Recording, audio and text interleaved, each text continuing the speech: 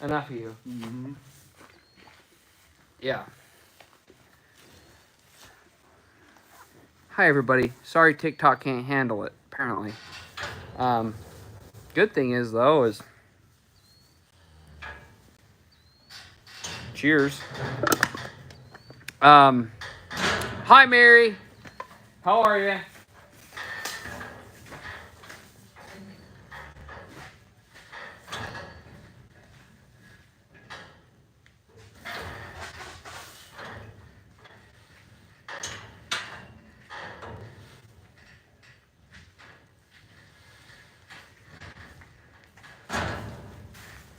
75's got an itch out of this world right now. That's the one that she'll itch on all 4 panels before she lays down.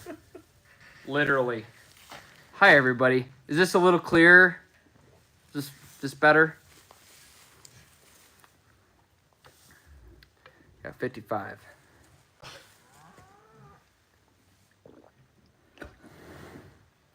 Better. Kelly says much better. Lori says a lot. Okay. So here's a couple things.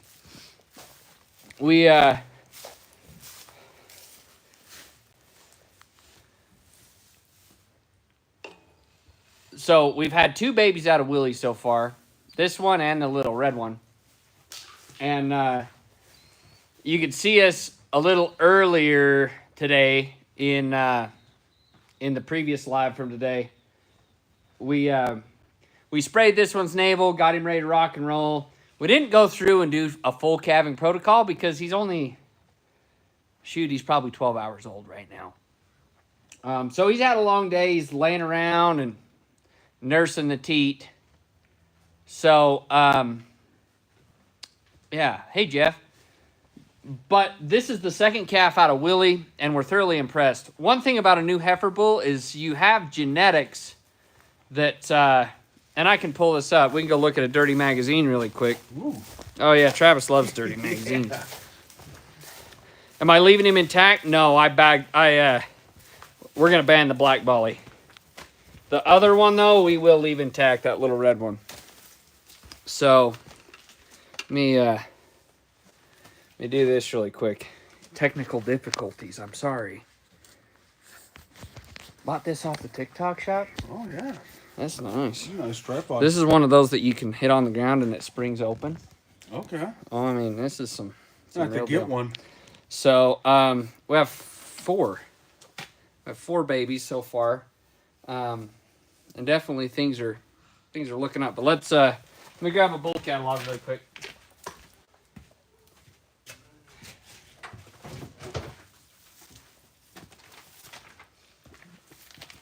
Now, we don't have the new DLCC book to look off of. That's coming like the end of this week. I talked to Dart today.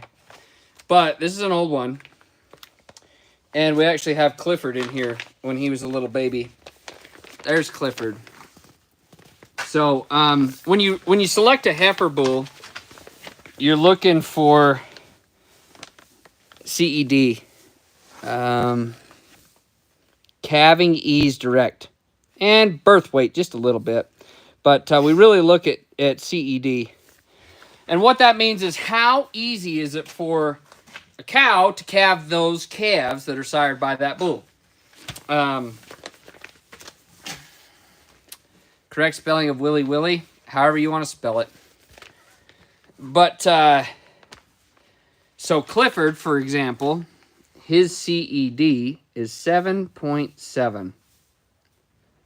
Okay. Willie's is a 13.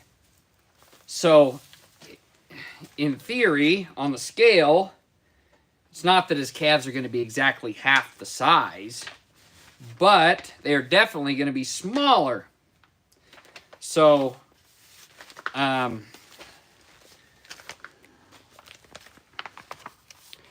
like this bull right here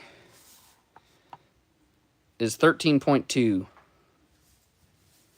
He's going to have really small calves. But what's funny, if I look, see this bull right here on the dam side or the mom side? That's really a coincidence. That one's name was Ginger, too. That's what Dar named this bull's mom. But 9 Mile Franchise, which is Willie's dad. So, that bull, you know, when you look into these numbers, which is CED or EPDs, also known as Cattleman's Chinese. Hope you're fluent in it. But they take all the numbers from the mom and the dad, they put them in a computer program, and it gives you a pretty decent idea on what that calf is going to do when it's born. So, you know, it can guess anything from maternal traits to paternal traits to, you know, what are their heifers going to be like? If they have a daughter, what's it going to be? If they have a bull, what do they pass on? What color? Do they have horns? Do they have a chance of horns? That type of thing. So there's plenty of things that come into scale, and my best advice that I gave myself looking at the book is pick your 3 most favorite things and judge them off of that. Everything else you can probably live with. And then other things, finer details, you know, you use that to make your number 1, number 2, number 3 type choice. So, anyway, long story long, you don't quite know. Yes, it's science and they have it figured out, but you never really know until you have progeny hit the ground. And with what we've seen with both Willie and Jack, and Jack is, to give you an idea, Clifford's a 7.7, Willie's a 13 or a 15. He's high teens. He's one of the most calving ease bulls in the catalog, but Jack's still a 10. So, and Jack's first calf was 70 pounds. So, right on the money. We don't want them too big to where we have difficulty calving them out, but we don't want them miniature either. So, trying to hit a sweet spot. And for heifers, kind of want to hit that, you know, 70-ish pound deal where we can build some confidence. Heifers can have them unassisted, and you know, the whole thing is we want a good experience.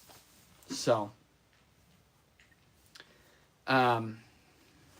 anyway, are we getting ready to have babies tonight? I don't know. I think it's a pretty quiet night on the home front, but I said that last night. We still calved last night, so it's just a tricky deal. The 111, Kent put her in a little earlier today. He felt like she was maybe in some pre-labor, but she's happily standing there chewing her cud. So, yeah, that's the scoop. But I need to feed my goats really quick. Hey, Travis, you want some goats? Nope. Oh, are you sure? Nope. They're great. Yeah, I just watch them on TikTok, how fun they are. They're fantastic. They're my favorite. I can't believe that. They didn't eat as much as I initially thought, so that's a good plan. That's positive experience today. Did you work the goats today, Show Dad? Or I did not. Really, you didn't? My goats today. Wow. Huh. I've kind of been slacking. Yeah, 208's around the corner. You need to. I know. Yeah. The bad thing is, though, is I will say I had an important job today. I assisted jacking off 7 bulls. Okay? We wanted to assess the sperm quality of 7 bovine today. And by God, that's what we did. I can contest. The bulls looked pretty happy when we walked by their pen earlier today. Yeah. Clifford's looking for a cigarette. Jack's eating hangover food.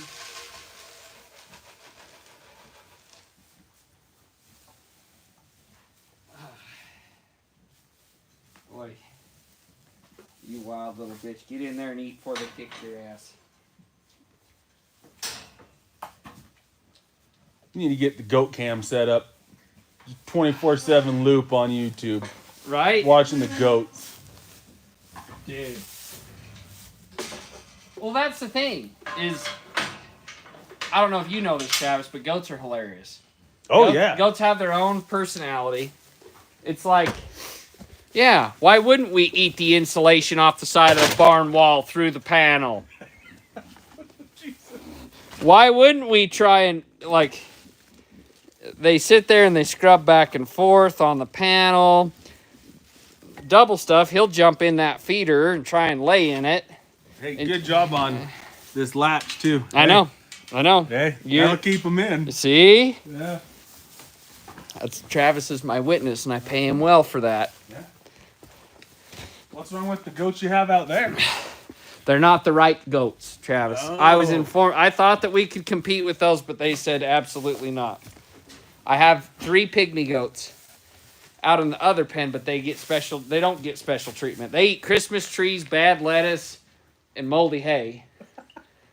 They survive just fine. They don't drink water in the winter, not because I don't give them water, but they'd rather eat snow.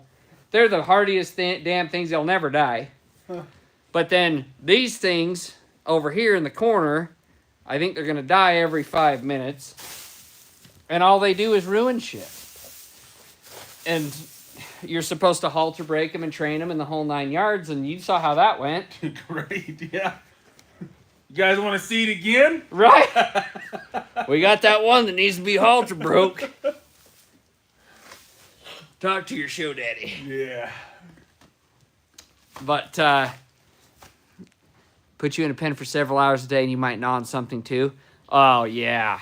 Yeah, exactly.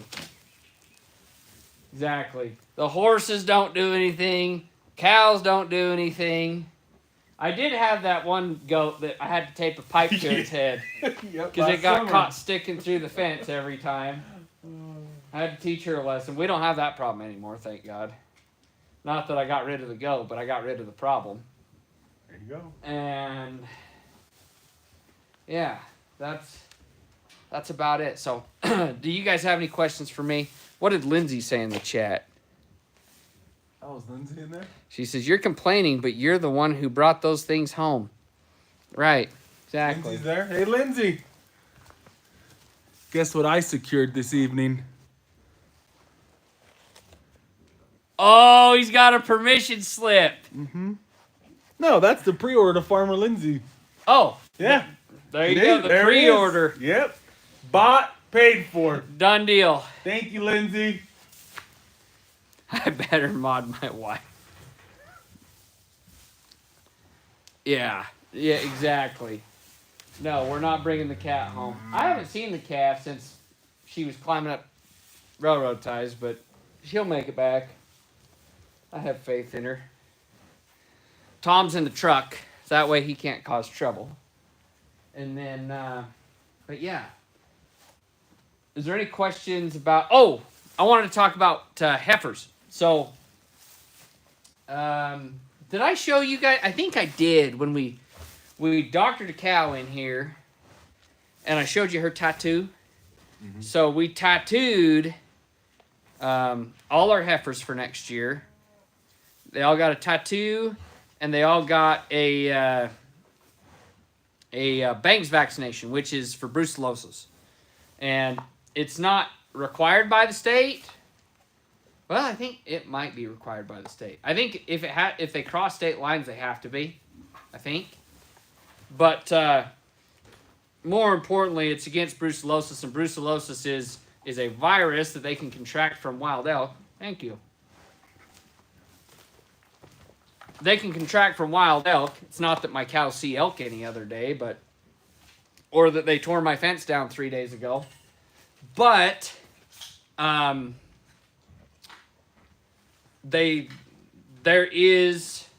we're in a watch area for it, but we're not in a testing area for it. They haven't concluded or found any cases in our area, but just to be safe, they get the vaccine. So,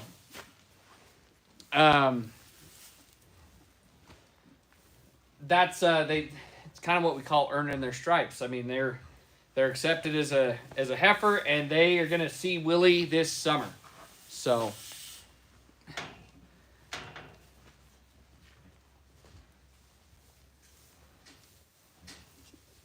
You just got handed a beer while I put a Zen in my mouth. Tell me you're rowdy, but don't tell me you're rowdy. I don't think I'm that rowdy. I get rowdier from time to time. Call this mellow. Do you guys really want to see me walk the goats? I'll walk the goats. Hell yeah, we do. There's the cat. Travis wants to watch my goat training. This is gonna be good. Travis, they think you're a paid actor. No. Okay, I'll walk the goat. This is a YouTube live exclusive.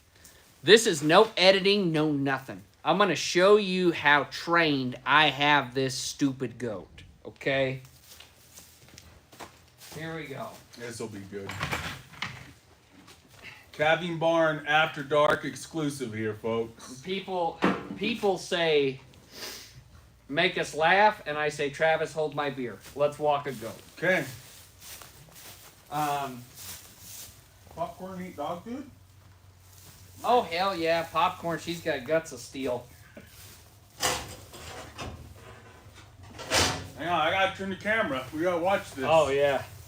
Hang on, let's turn this. Alrighty. You can turn it into the Travis cam if you want. Oh, how the hell do we do put that there? Yeah, you can flip it. Oh, yeah. Alright, we're going now. Okay. I'm going to use my good example, which is the one that I have worked in the past. This one with the dark neck, her name is Boots. She's new. I haven't had a chance to really mess with her at all. But if you caught an early deal of Jason's live, Jason the Butcher dropped her off, and it was a debacle. Okay? You kind of just let these go. You let them soak for a minute. You know, a couple days. Make sure that they get all over their traumatic experiences before they have a traumatic experience again. So one thing about catching a goat is you get ready to ninja the shit out of them. Come here, double stuff.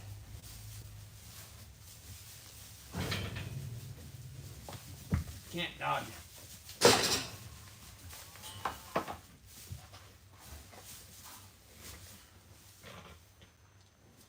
You're not choking.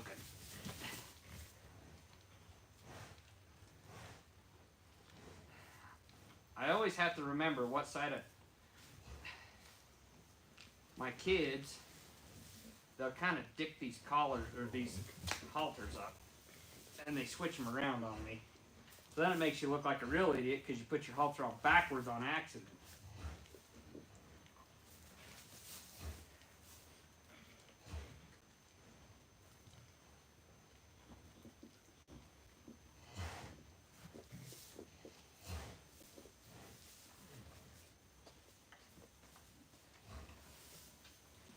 Come on.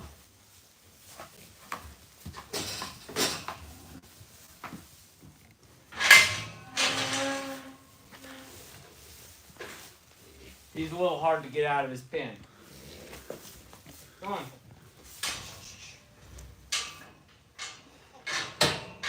This is way funner when I watch my kids do it. Here, hang on. We're gonna take the phone off this. Okay.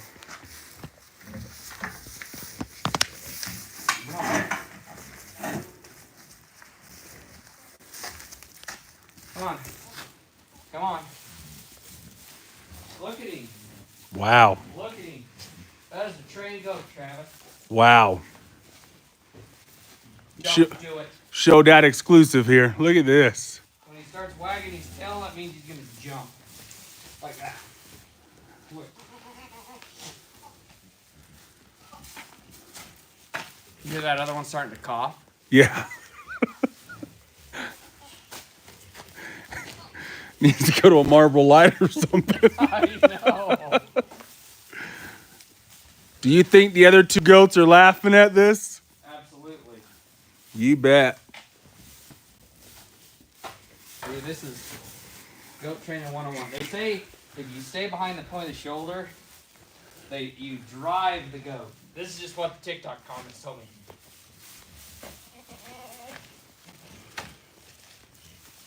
it's not a cough, they're laughing at you. Exactly. They're telling their buddy, jump, twist, punch him in the nuts.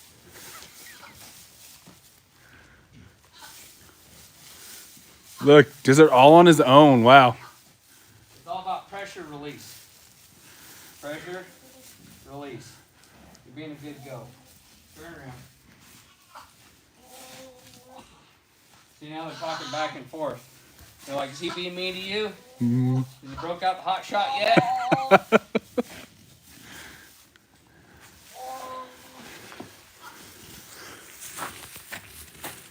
See, this thing is, I wouldn't say he's ready, but he's close. And the thing is you gotta... Why does he wiggle his butt so weird? He has a strut.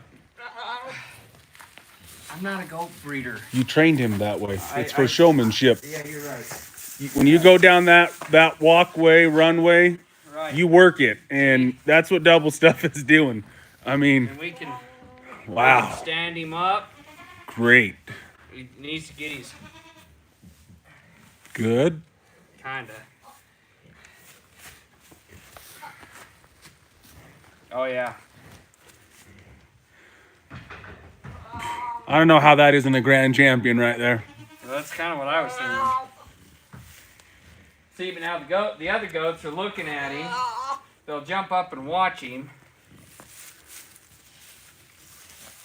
There's a little freestyle action here. Behind the back. Do you see that every day? Absolutely not. Wow. I know. Lots of bicep strength, Travis. His foot is off. No, that was the camera. Sorry about that. That's my camera shift. I'm a victim of camera angles. I promise I don't have a double chin. Or a beer belly. Okay, come on. That's right. If he's not a grand champion, the judges are blind. I agree. 100%. 100%. I mean, look at him just follow him. I mean, it's great. But look at that one. He's wanting to break out.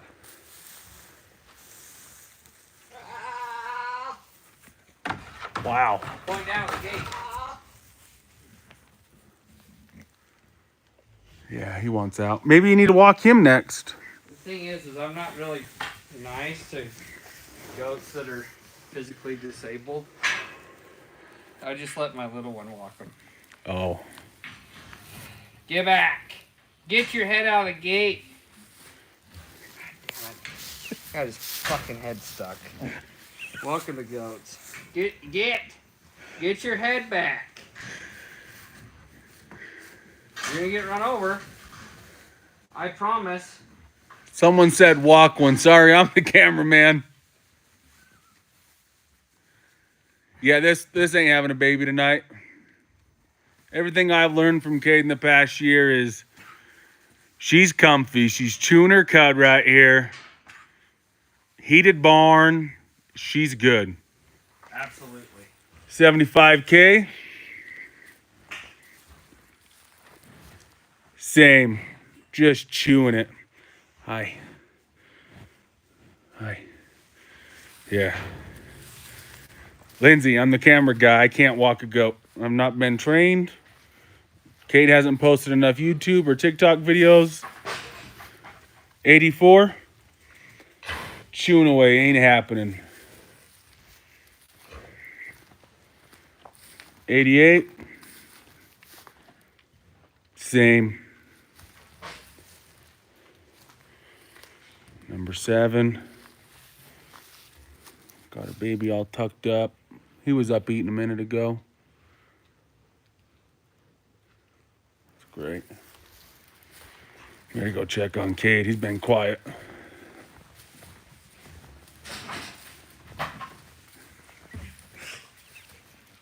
It's not a goat choking. Dude, she's got horns and she knows how to use them. This one is definitely the spunkiest one yet. Okay.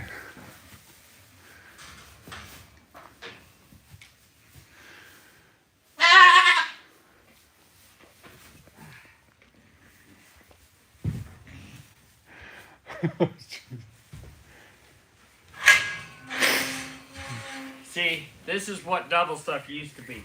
I'll give you just a quick example.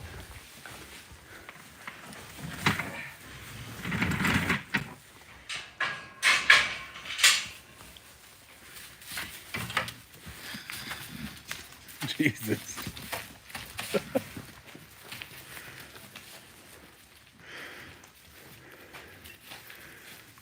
Oh yeah, she's driving nice. I think that's what goat people say.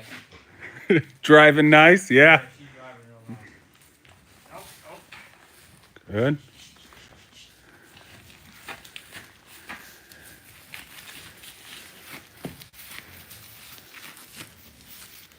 Come on.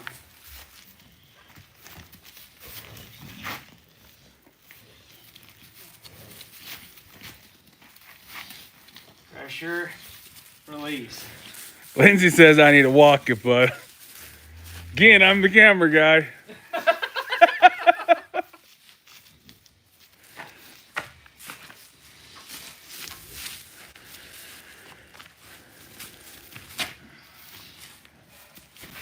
She needs Alright, let an me walk attitude it. adjustment. Oh, you're doing it. Here, I'll be the camera guy. I watched a YouTube video once. What's its name? Boots. Built, let's go. Come on. Knees to chest. Hey. Hey, come on. Come on. Come on. Good, look at that. Everybody's saying, Travis, Travis. Hey. Hey. Okay, let's go for a walk. Come on. Get behind the point of her shoulder. Let's go. Come on. Pinch her tail, right at the base of the tail. Just pinch it. At the base, not the tip, base. Yep, right there. Yep. Come on. Oh, yeah. You got the 208 show coming up. Let's go. Oh, yeah. We're working. He's trying. He's definitely getting an A for effort. Come on. Hey. You're supposed to walk it, not carry it. All right, there we go. See? Yeah. Yeah, she's like a dog. Look See? at Travis broke her to lead. Walking her like a dog. Well, a little too soon. that. Okay. All right. Yeah, Travis is getting her. Hey, come on, this way. Travis, I just want to say you're doing a great job. Thank you. People want to know who's walking who, but I think you're doing great. But clearly, I am walking the goat. It's kind of what I'm saying. We're gonna walk down there. Let's go. Come on. You know, I think the goat scared of you. It ran away just fine. You don't want to come back. It's okay. Come on, let's go. You're doing great. Right here, you said? Yeah, right there. Yeah, just kind of tickle her. Kind of. I feel like that's wrong. There's two dudes and a goat. I'm telling you to tickle it, but that's kind of what we have to do. Yeah. See, told you it'll work. Yeah. You're doing great. Good. Come on. Hey. Come on. There you go. Come on. Come on. Get your ass moving. You're doing phenomenal. Cody says I'm a D- camera guy. Come on, Cody. C.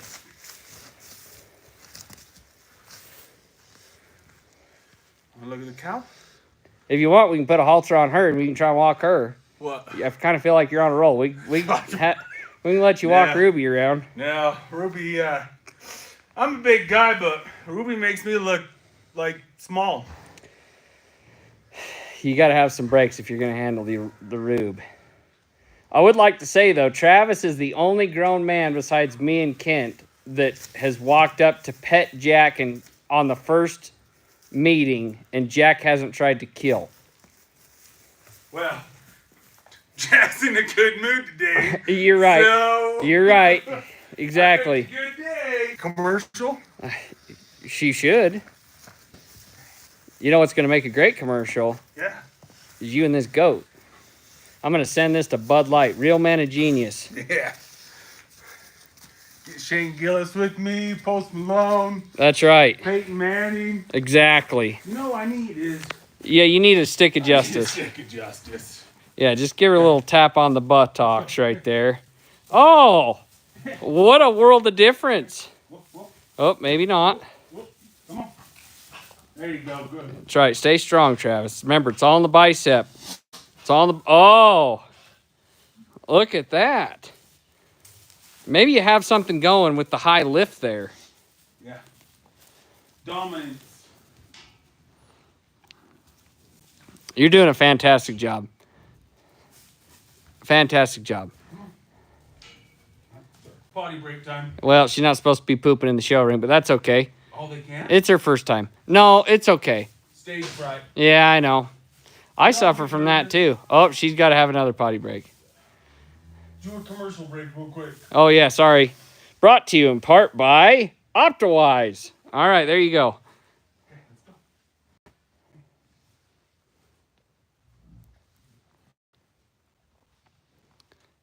That's right. It's all about patience and persistence, Travis. Yeah. I gotta keep it up high. You're doing great. Come on.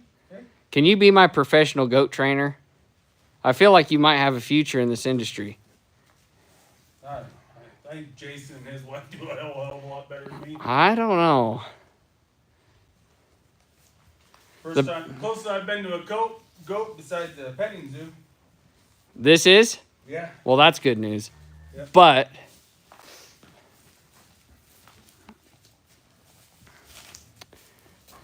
am I entering the adult showmanship class? I don't think they have one, but you'll see me there.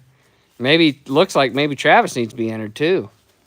You know that you guys have seen that TikTok, that girl, right? With her, never lays off the judge. Oh yeah, You know? absolutely. She's damn good. Right, Karis is a pro, Is that her and name? yes, and I feel like you are right there. How do you not give her a grand champion when she's like looking through your soul and everything? I couldn't judge that. I'm like, hard pass. I know, but at the same time, I feel like you could hold your own. Yeah. Everybody says that's pigs, Travis. I know that that's pigs, but I feel like What's the difference? it. Right. Good. Get it out of here. Oh yeah. See, I think you kind of have her trained. Come on, let's go. Come on. Is popcorn throwing you off? Well, go get him. Go get popcorn. Yeah, I don't know if the 208 has adult showmanship, but I might drag Travis along and we'll both enter. I'll have double stuff and he'll have boots. Is this boots? That's boots. That's boots. Those boots are made for walking. Damn it. What's the other one that's never been haltered broke yet? Oh, that's that one right there. This is This is the new one? This is her debut, Oh. and you just made it look like she's a veteran. I mean, because when she come out of Jason's truck, oh shit, there's a rodeo. I know. But look at you. Don't tell me no. I don't take no for an answer. See, you're watching a true master at work. Look at the light tap. The light tap. She's gonna respond one of these days. Oh yeah, we're going with the tail tap now. Go on. Ooh. There we go. 75K watching? Definitely not. She could give a shit less. She's just looking away because I told told Travis that she was next. Has 111 calved? No. She's in here because Kent thought she was on pre-labor. And she could go, but she's right here. Go. I feel like Travis is a star that is just... There he was, a little egg when he showed up to here. But now he's hatching into a star. Let's go. Look at him. Ooh. You make eye contact with me. Who's your daddy? Oh, yeah. He's over there. That's right. Who's your show daddy? She's listening now. Okay, let's go.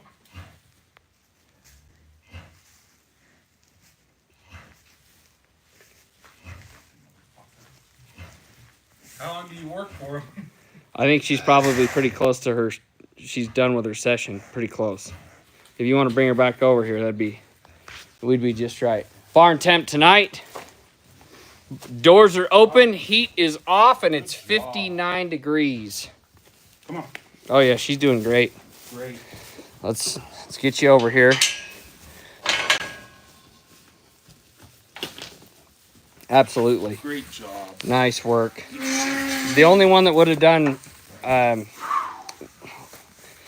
we should have had you do that with Ralph when he was in the barn when you came to see me the first time. Oh, it's so fun. Oh yeah, you're doing great. Perfect. Take a lap. That's right. Great work. There you go. Yeah. I had no idea that you were a goat trainer. Yeah. Kind of a jack of all trades, you know. Ruby, you want? Never mind. I would, but Ruby's sitting down. I don't want her to get up. Yeah, you're right. I would have. She's heavily pregnant.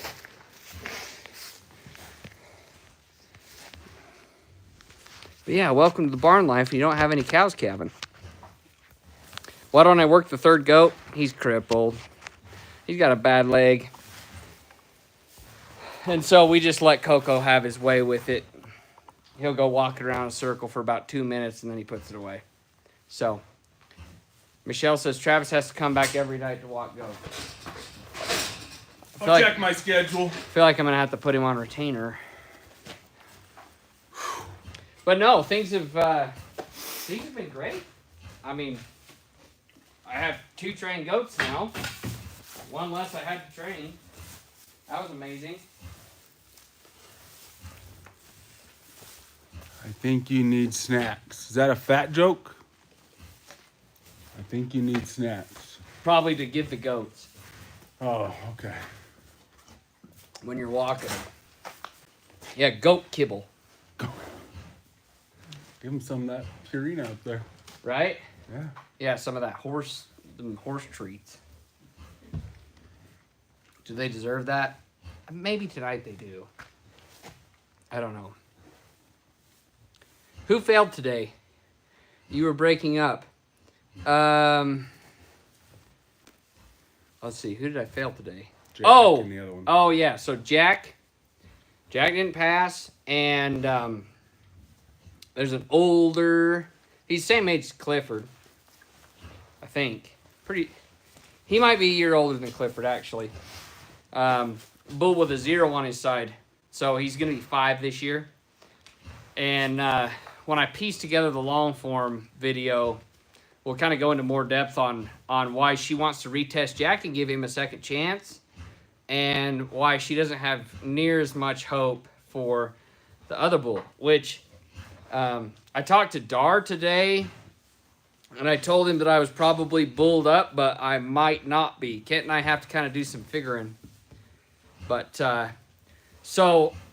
there's a difference though, Michelle. So Jack failed, but you got to remember that when you semen test a bull, they have that in the bank for up to 120 days. They're on a dry spell, and so there's a really good chance that their swimmers are stale and they don't swim anymore. And so they looked at Jack's under a microscope, and you have a head and a tail. Jack, a lot of his they had head and a bent tail, but the black bull had just a head and no tail. And they call that motility, how good does the swimmer swim? And so anyway, she wants to retest Jack. And if we're going to retest Jack, we'll give the other bull a shot. What's interesting though is, so you're testing semen that's up to 120 days old that's been stored all winter long. And they could lose some of that quality while it waits. 111 just laid down. Jesus. But, so you lose some of that quality. So what happened is we stimulated and ejaculated all the bulls. And I didn't mean for that cow to moan when I said that. Clip it. I'm sorry. Crit is short. Right. Right. But the thing about it is now that they're fresh, we emptied the bank. They're going to build fresh stuff. So, am I a semenologist? No, I just talked to him. I am a honorary member of the Hoffman swim team, though. I even have 2 hats to prove it. And that's who collected Jack. And where we were, where Jack, we're not necessarily too nervous about Jack because Jack bred 100% of his cows this fall. And Jack also has been collected a bunch last summer. And everything passed with flying colors when it was fresh. And so there really hasn't been that much age. The factor is they can have their nuts frozen.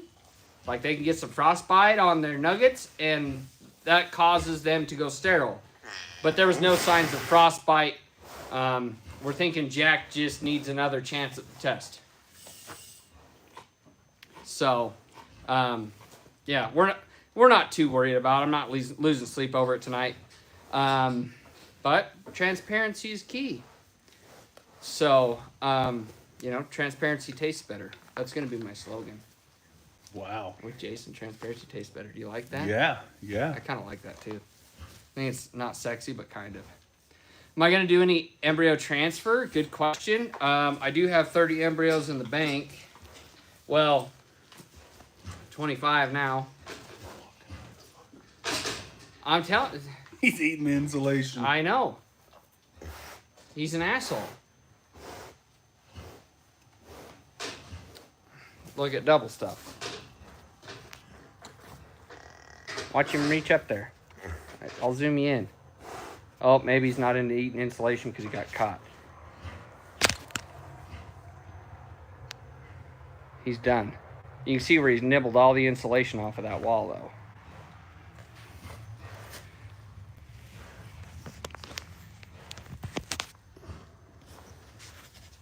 But yeah, so we have a bunch of embryos in the bank. We definitely could.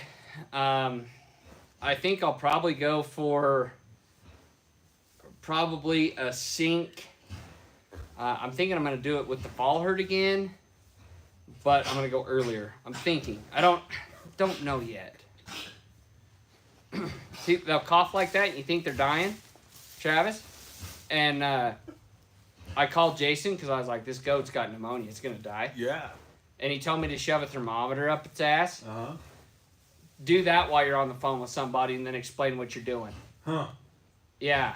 I thought he was just hacking up fiberglass because he keeps eating the goddamn insulation. Well, that's a fact too.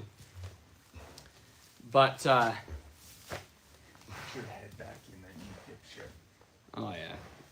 That one never gets stuck because it doesn't have horns. Oh, yeah, you don't. So he can... You're not horny. No, he's been dehorned. But, and I think the other thing, too, is we get to look at kind of what Jack's calves do.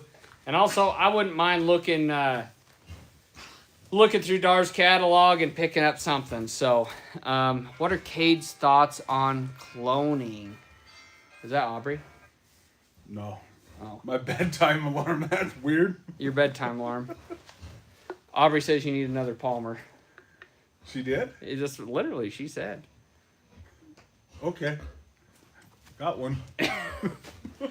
But cloning is, I don't know. We've never dealt anything with that. I did talk to the Transova crew about how they do it, and that is just, it is nuts how they can do it.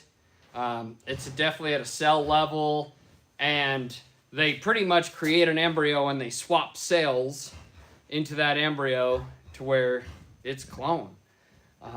It's absolutely mind-blowing, the fact that they can even pull that off.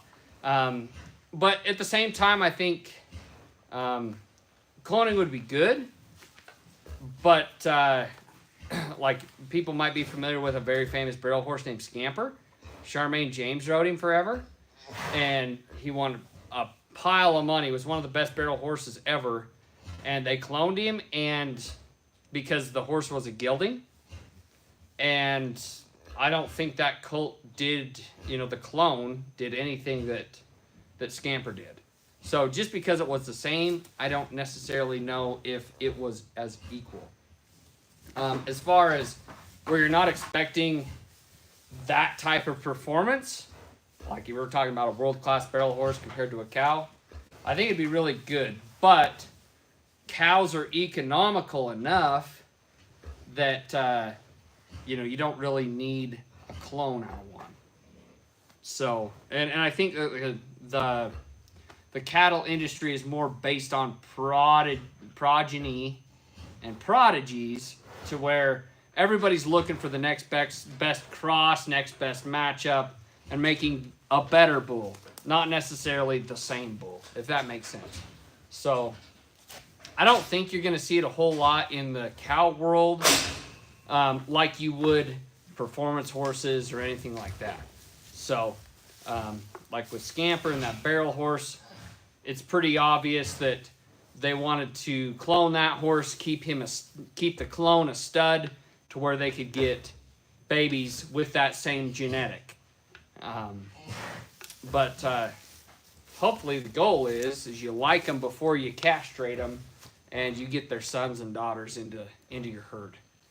So, and a lot of times that's kind of what we work with, and we castrate at an early enough time that you don't really know, but you don't want to know either, right? We're not castrating bulls late, we're castrating bulls early. And at the benefit, we give at least I give the bull calf the benefit of the doubt. Like Ginger Snap's calf, we left him intact because I like Willie, I like Willie's parents, I really like Ginger, and so I think that potential bull is worth watching him grow up and seeing what he turns into. So, good night, Sherry. Thanks for tuning in. Oh, you're open now. No, I was just see if they wanted to. I'll bring that little bull out, see how good your roping skills still are. Oh, shit. You think you got it still? I mean, I didn't have it the other day when I had to rope a calf, but I could. So it sounds like you need to practice? I do. Just, he's got a broken leg, so just set him up so his leg isn't broken. It's on the front, it's not the back. So as a team roper, what Kent would call my worst downfall, but it comes in handy when you have to rope a calf, and I almost had to be there today. But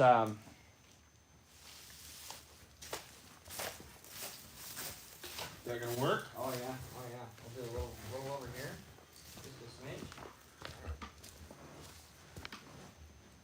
So the bad thing, I don't practice on this dummy a whole lot because there's a whole lot that changes whether you rope a cow by the neck or by the horns. We don't have any cows with horns, but roping steers is typically like a Corianni is the breed of cattle that they use, and Coriannis have horns.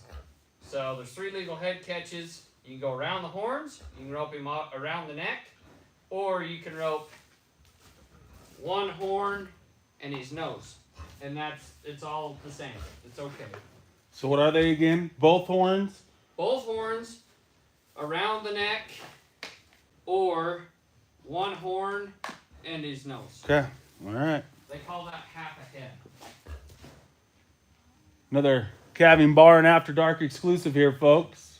I haven't picked up I've never roped a dummy on camera. Ever.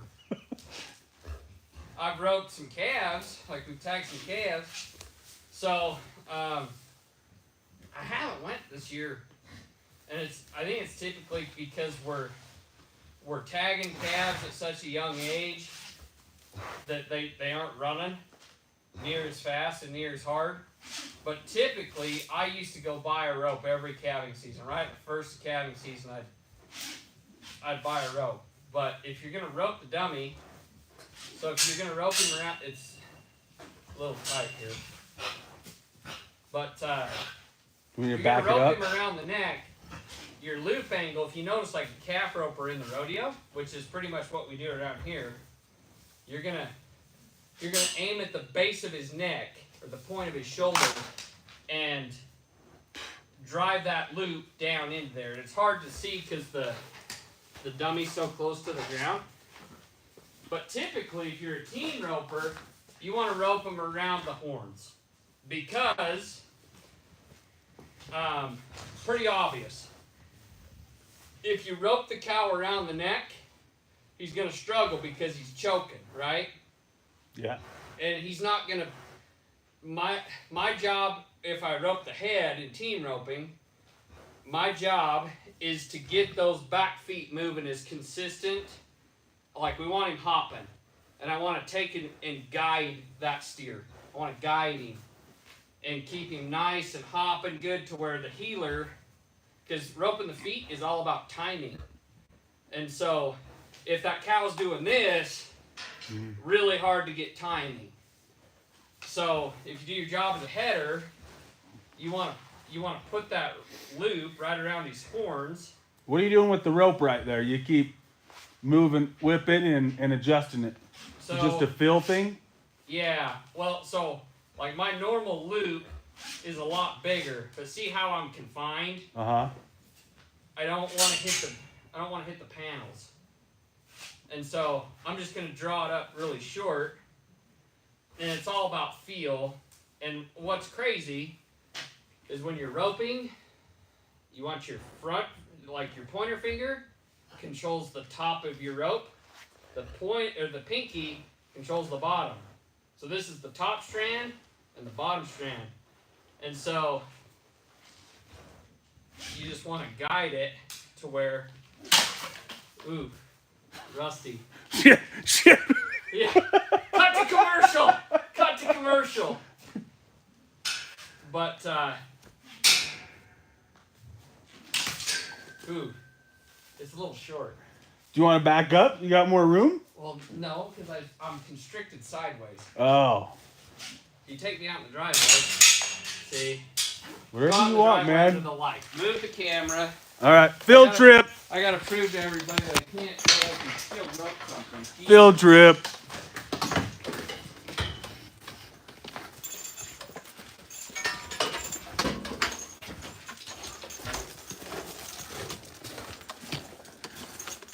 That light sucks.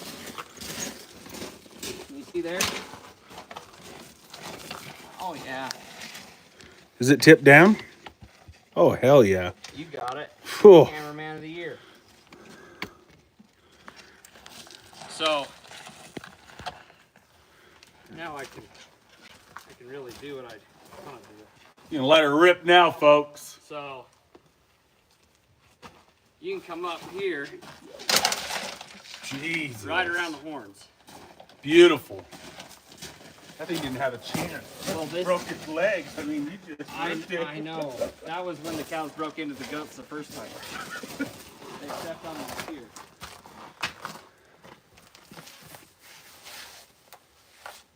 But then it's the same fundamentals.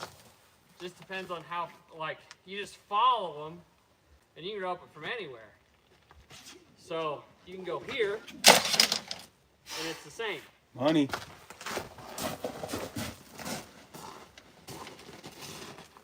Jeez, all right, look at you. I don't know. I might be your assistant. I don't know. You damn near earned a name tag, Travis. But yeah, so, but the tricky thing, the one thing that I don't do the best of my ability is I get in a bad habit because in high school I'd rope this thing for hours and hours and hours. But I would train myself to rope 2 horns, right? Oh, damn. But the bad thing about it is if you throw that loop on a calf, you rope its ears. And so I'll get in a bad habit and I'll go to tag calves with Kent and I'll rope half of them around the ears because I'm not thinking.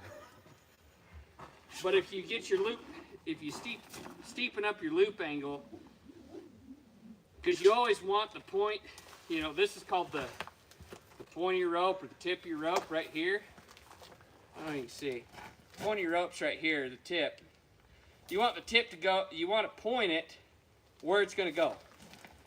And so, if I have it up, right, I'm going to rope the horns. But, if I have it down,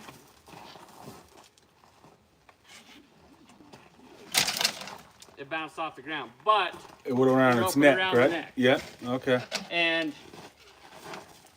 so, like, you'll see a lot of these breakaway ropers and rodeos and calf ropers. The easiest way to rope them, they start on the other side and they cross over to this side and they rope them on the crossover. So, and they have a different swing. They're down low, and their goal is to hit that rope right. They want that calf to take that rope right in the point of the shoulder. And so, you go down. He's got horns, and I'm shitty, a little rusty. Hell of a lot better than I'd be. But okay, kind of like that. Okay. But then, like roping calves, you can control exactly what that calf does with what you can, like what you do with your rope, and you'll see that sometimes. Like if you see me tagging calves, Helix fix its leg just like no optimize, just yeah, like that. optimize. Yeah. I need to feed him some optimize. Yeah. But yeah, you just, I don't know. The whole thing about roping the horns is you want to come in right at their ear, because you'll see that when the rope hits, it'll hit, and then this comes over. This is called your, like you'll hear them call like slack or figure eight. You want a figure eight, and that locks your catch in until you pull it tight. Okay. If you're a team roper, you call that drawing a knot. So you draw a knot on his head like that, locks in. If it's a calf, it comes in the side of his, right at the point of the shoulder, and that rope swings through, and it will figure eight right here at his hip, and then you pull that. So,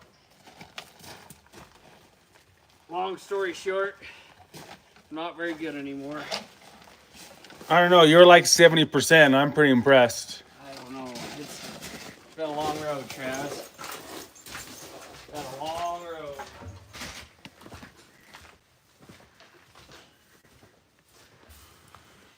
Check on the ladies here. 111. She's in bed. Ruby.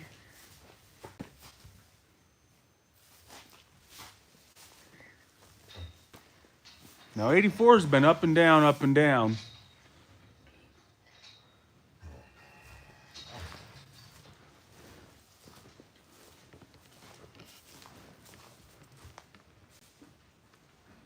Good evening, 88. How's your cud? Tastes good? And remember, this one, this 88 cow, to my knowledge, she's a heifer that's not a heifer. She slipped the calf last year. So this is her first time. So it's tricky because she's built like she's done it before, which should help her in the calving process, right? She's got bigger hips, she's more mature. But at the same time, she doesn't know how to do it. So she could trip you out just a little bit. And that's why we're kind of just keeping her in here to where, you know, do I think she's going to calve? Personally, not tonight, but you just don't know. I thought we had another week with Striper. I thought the next build up was going to be when was Striper going to have her calf, and turns out she had one today. So,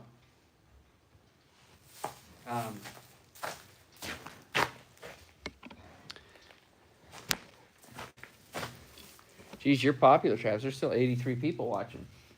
Well, that's because they seen Joe Dad out there with a rope. I mean, just letting her eat. So, Right. Yeah. But, yeah, baby's tucked in. Striper looks good. Chewing some cud.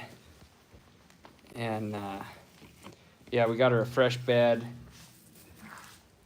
I could give her some water. We can do that. Let me get my water bucket.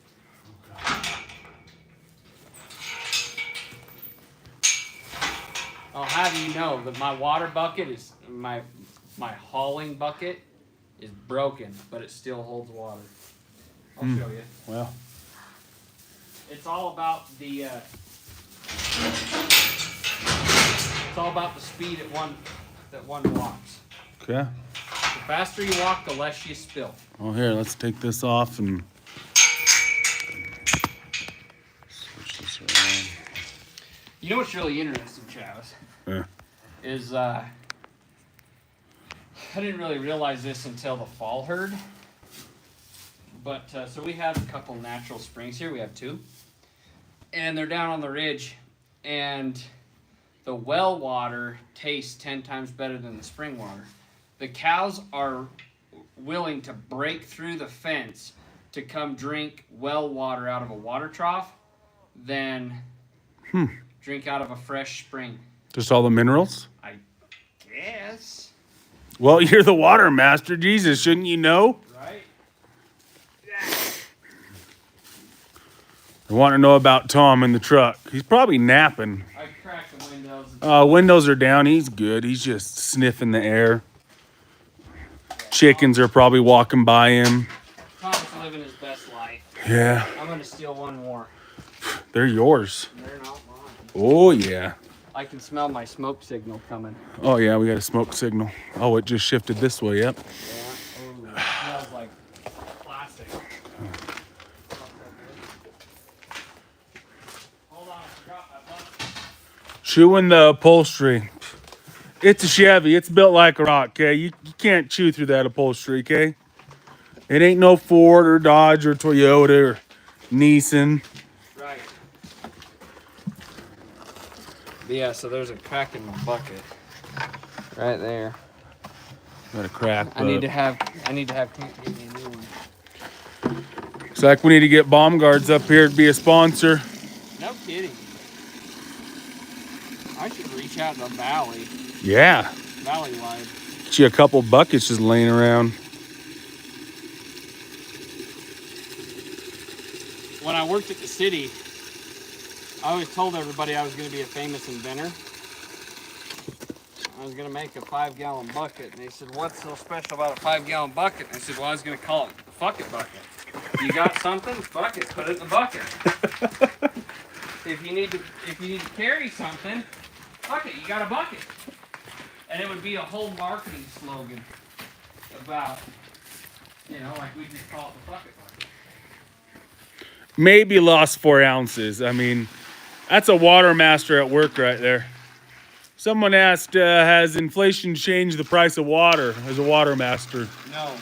Nope. Well. Oh, hang on. Well, not this year. But it definitely has changed the price of chemical, changed the price of maintenance. So I guess, yes. The cost, and that's the whole cost that's associated with water, is the cost to maintain it. Cost to maintain ditches, cost of me, turning in the water and being the steward of the canal. But as far as assessments, they haven't had an assessment raise in 3 years.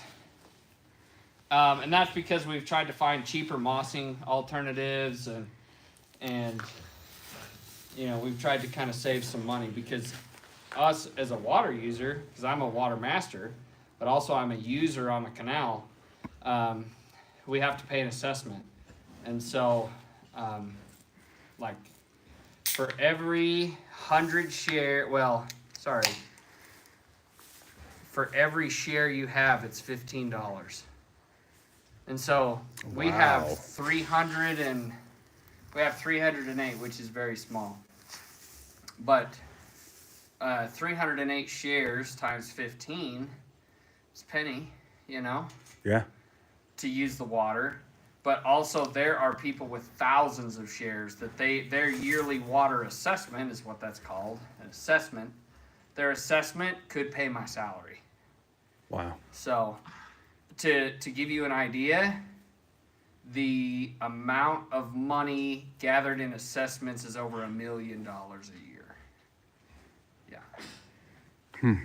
But they already own the water rights Correct. to treat the moss in the canal or fix gates and stuff. Yep. $1 million just for the canal that Yep. you're the water master Yep. over. Yep. Just to maintain. And that's just this one for now. No, that's the whole thing. That's Oh, including okay. the other. Okay. Damn. But yeah, so we try to, I know that a small time farmer, it's hard. Big time farm, it's hard. And so you just try to treat their dollar the best you can and use it as wise as you can. But the best part is every farm is a member of the canal company, and the budget and what goes on and what the money is spent on is voted on by the farmers. So they're the ones that raise the prices on themselves. They're the ones that say, hey, we should do this. This is how much it's going to cost. Okay, everybody's going to pay an extra $1 per share this year. That type of thing. And most of it is decided by the water board, which is an annually elected position where farmers nominate fellow farmers and have to vote for fellow farmers. And so, yeah, they're in control of their own destiny. And that's where I get my marching orders is the canal. Water board, they call it, like, it's kind of the feds in the state. So they pay $15 a share to the feds. I'm employed by the feds, and it's not like the federal government, but think of it this way. The main umbrella company, but each canal that I manage has their own budget and their own board. It's like a state. And so, like tonight, Travis, I met with a state. Okay. And they said, do you want to be the sheriff of our state? And so, and it's not that they have to pay more. Sometimes they do. So sometimes you have federal taxes and state taxes because there are some projects that are needed on canals that aren't needed throughout the whole system. But for the most part, out of that $15 per share, 10 of it goes back to the states. Okay. So, yeah, they're in charge of their own expenses, but they get funding from the overall canal company or the federal government. If that makes sense. But they have their own authority. The states have their own rights. And there's a lot changing. Well, the state's trying to change a lot via water right now, right? That's groundwater, but yes. Because they want to fill them aquifers is kind of what I Absolutely. was hearing. So, Absolutely. But So the this- farmer's like, The Snake River Plain has been under scrutiny on social media over the last year or two. And last year through the Idaho legislature, the legislature granted or signed into law that the tributaries to the Snake River shall be managed with the Snake River. Because eventually the water ends up in the Snake River. yeah. So if you're telling people on the Snake River, hey, there's not enough water, also these guys upstream should be cut back as well. But What are your thoughts on them removing some of the dams on the Snake River? I would like to see a better alternative just because of the hydropower situation. Power's pretty cheap in this country. And like a lot of our stuff is like, I work right next to it. Where I turn the water in, it is also serves, not only does it supply the canal, but it also supplies a hydro plant, which powers our local area. And so, and for us, there's not really like, if we didn't have the hydro plant, I don't know where they would pull power from. And so there's that aspect of it. But as far as like as a hunter and a fisherman, I think it's okay. But also I think that there are other alternatives that, you know, we can still get fish up past the dams and things like that.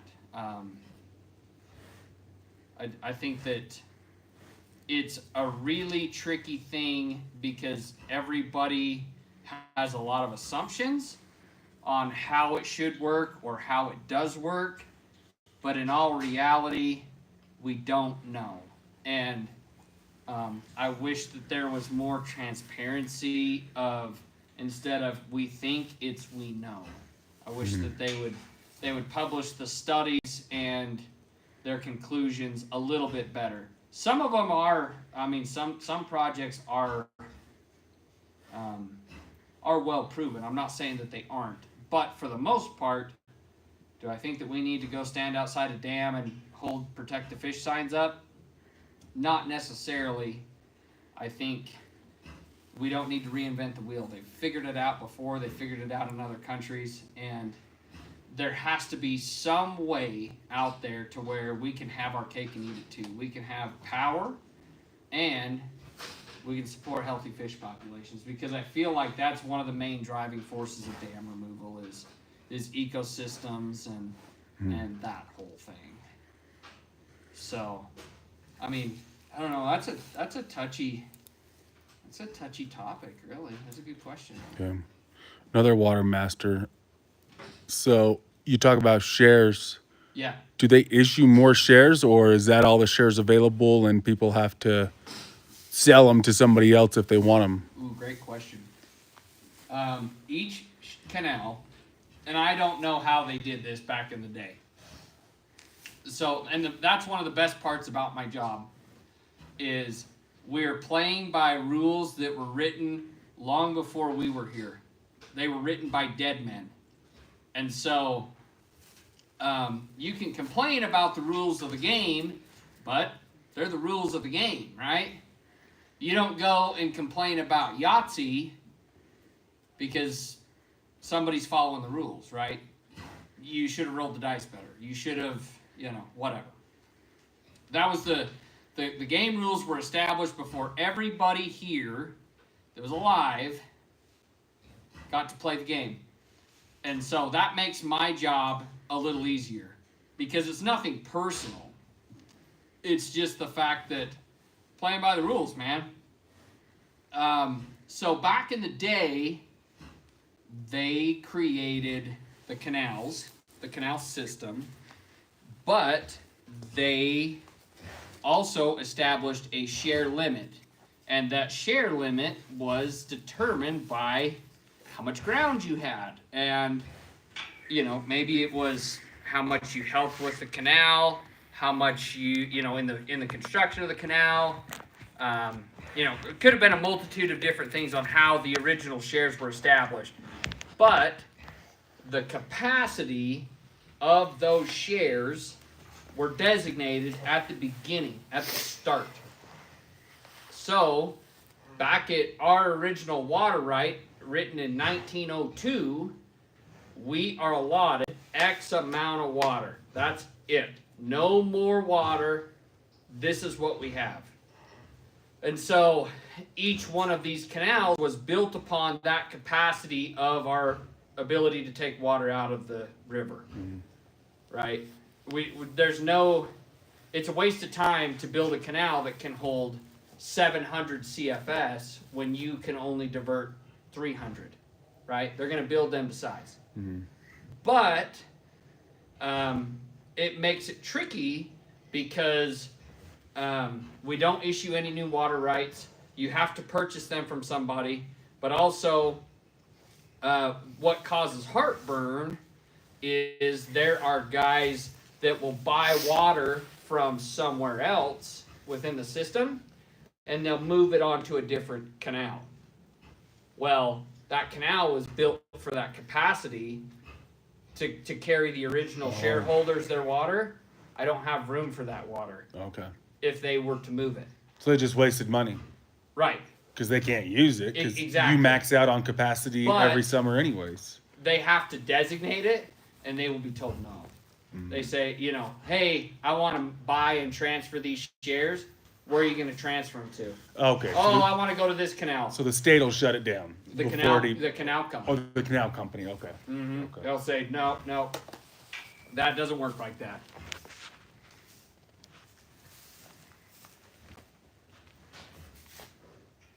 There's chatter of putting meters on all the head gates here. They have already done it in the neighboring county. We have a state issued meter order that hit 3 weeks ago. Not for surface water, but for groundwater. So does that affect your well then? It could. They want to meter how much water's coming out of your well because to own a well, you're only allowed so much water to come out of it. Correct. Okay. So I want to Right. make sure people ain't got that wide open Yeah. water in a crop. Oh, Yeah. that makes sense. Okay. Yeah. And also, it's a tool used by the state to where they're managing resources better. So if you're to look at it as the farmer, it's like, well, you want to charge me for every drop of water I put on my plants, right? Yeah. But right now we're kind of going through a lot of exploratory stuff in the state of Idaho with the Snake River Aquifer, and this is a really interesting place where we're located because we're on the dividing line of a major river system that runs between 3 states, but also you move 10 miles this way, it flows into the Snake River. But nobody knows where that line goes or how that aquifer does what it does. Nobody knows. And so they can, by putting meters on, they can look at a well measurement and say, okay, this guy pumped X amount of water out of his hole, and the water level stayed the same, or it dropped, or whatever. And that doesn't seem like much, but once you piece that with every well across the county, then you can start seeing trends in how water moves. So they have the ability to measure the level of the aquifer then. Absolutely. Because if I'm right, the canal you run, you dump it in an aquifer, right? Absolutely. At the end, right? Absolutely. Okay. Yes. Okay. And aquifer recharge is a big thing. Big thing. Especially in the state of Idaho. They're state-sponsored aquifer on the state river. See, that's not like that in Utah. They will buy water and dump it into the ground. I don't know of any charging in Utah. No. Because I think the mountains just automatically Right. do it, yeah. Well, and so the other thing about that is, like some people will preach, you need to make the canals more efficient. You need to line the canals. You need to pipe the canals.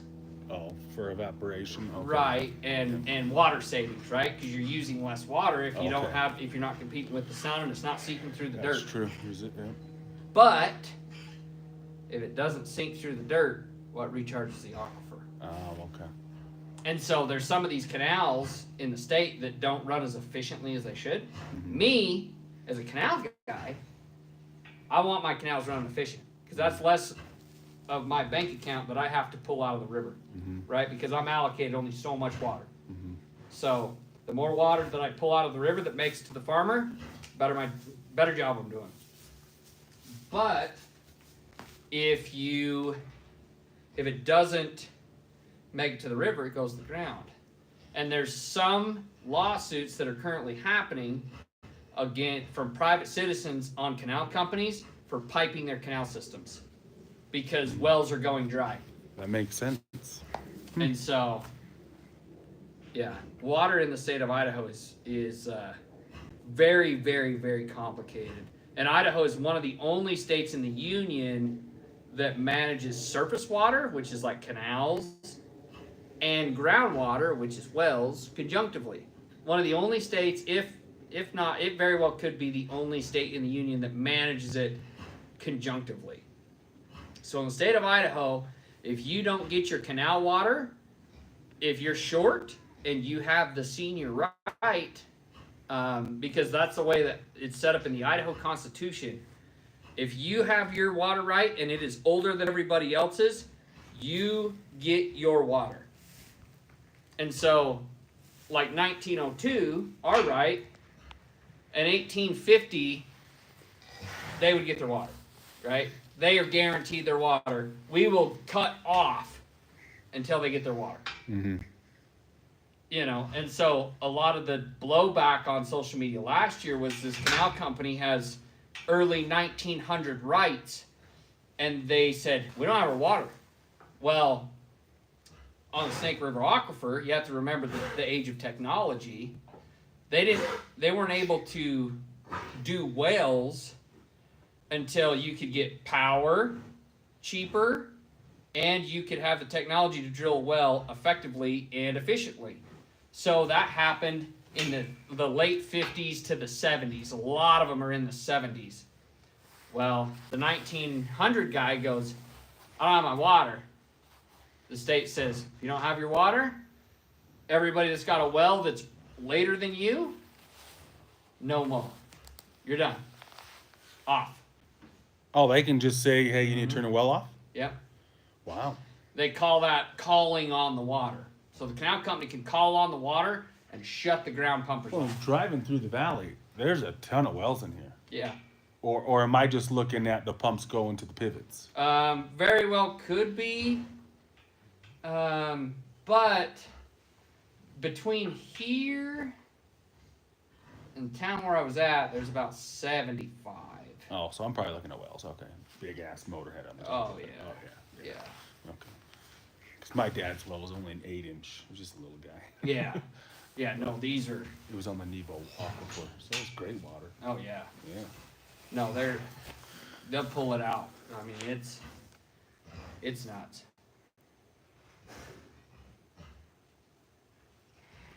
One of the bylaws states that once you've consumed your usage, they will close the particular head gate till the next season. Yeah. That's how it works here. Mm-hmm. So if you go over, so luckily this year is not going to be one. But these farmers have an allocation of what's called storage water out of the reservoir or the lake. Lake acts like a reservoir. And so we are given X amount of water in that lake. And it is a bank account. So I call the river guys and I say, I need this. This is what my orders are looking like. Temperatures are going to be in the 90s. Send me 100 more CFS. When do you want it? Thursday. Okay, we'll pull it out on Tuesday. So it has time to 48 hours to reach your head. Transfer, Okay. right? And most of those guys, I don't have to go into that detail because they know. They've done it forever, right? But I call them every morning and say, this is what's looking like. Same thing is if we have a big half-inch rainstorm or a 2-inch rainstorm or whatever, I'll call them and say, nobody wants to water, and they'll shut the lake down. What lake? Bear Lake. Wait, your water comes from Bear Lake? Mm-hmm. I thought Bear Lake went down into Utah into Flaming Gorge. Comes around. No, that's opposite.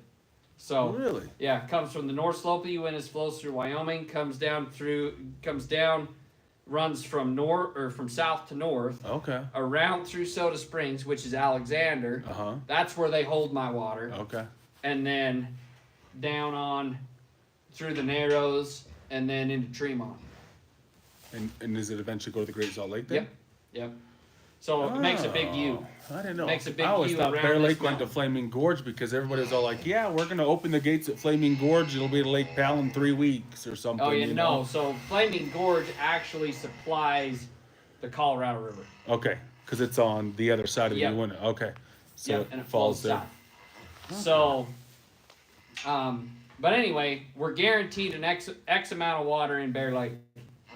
And so what happens is we have a meeting once a week where I talk to hydrologists and talk to weather guys and power guys, and there's multiple different states on the same phone call, and they say, okay, we have officially hit what they call storage water season. And that means that you're running on your allocation or water that is reserved in the lake. That's a bank account.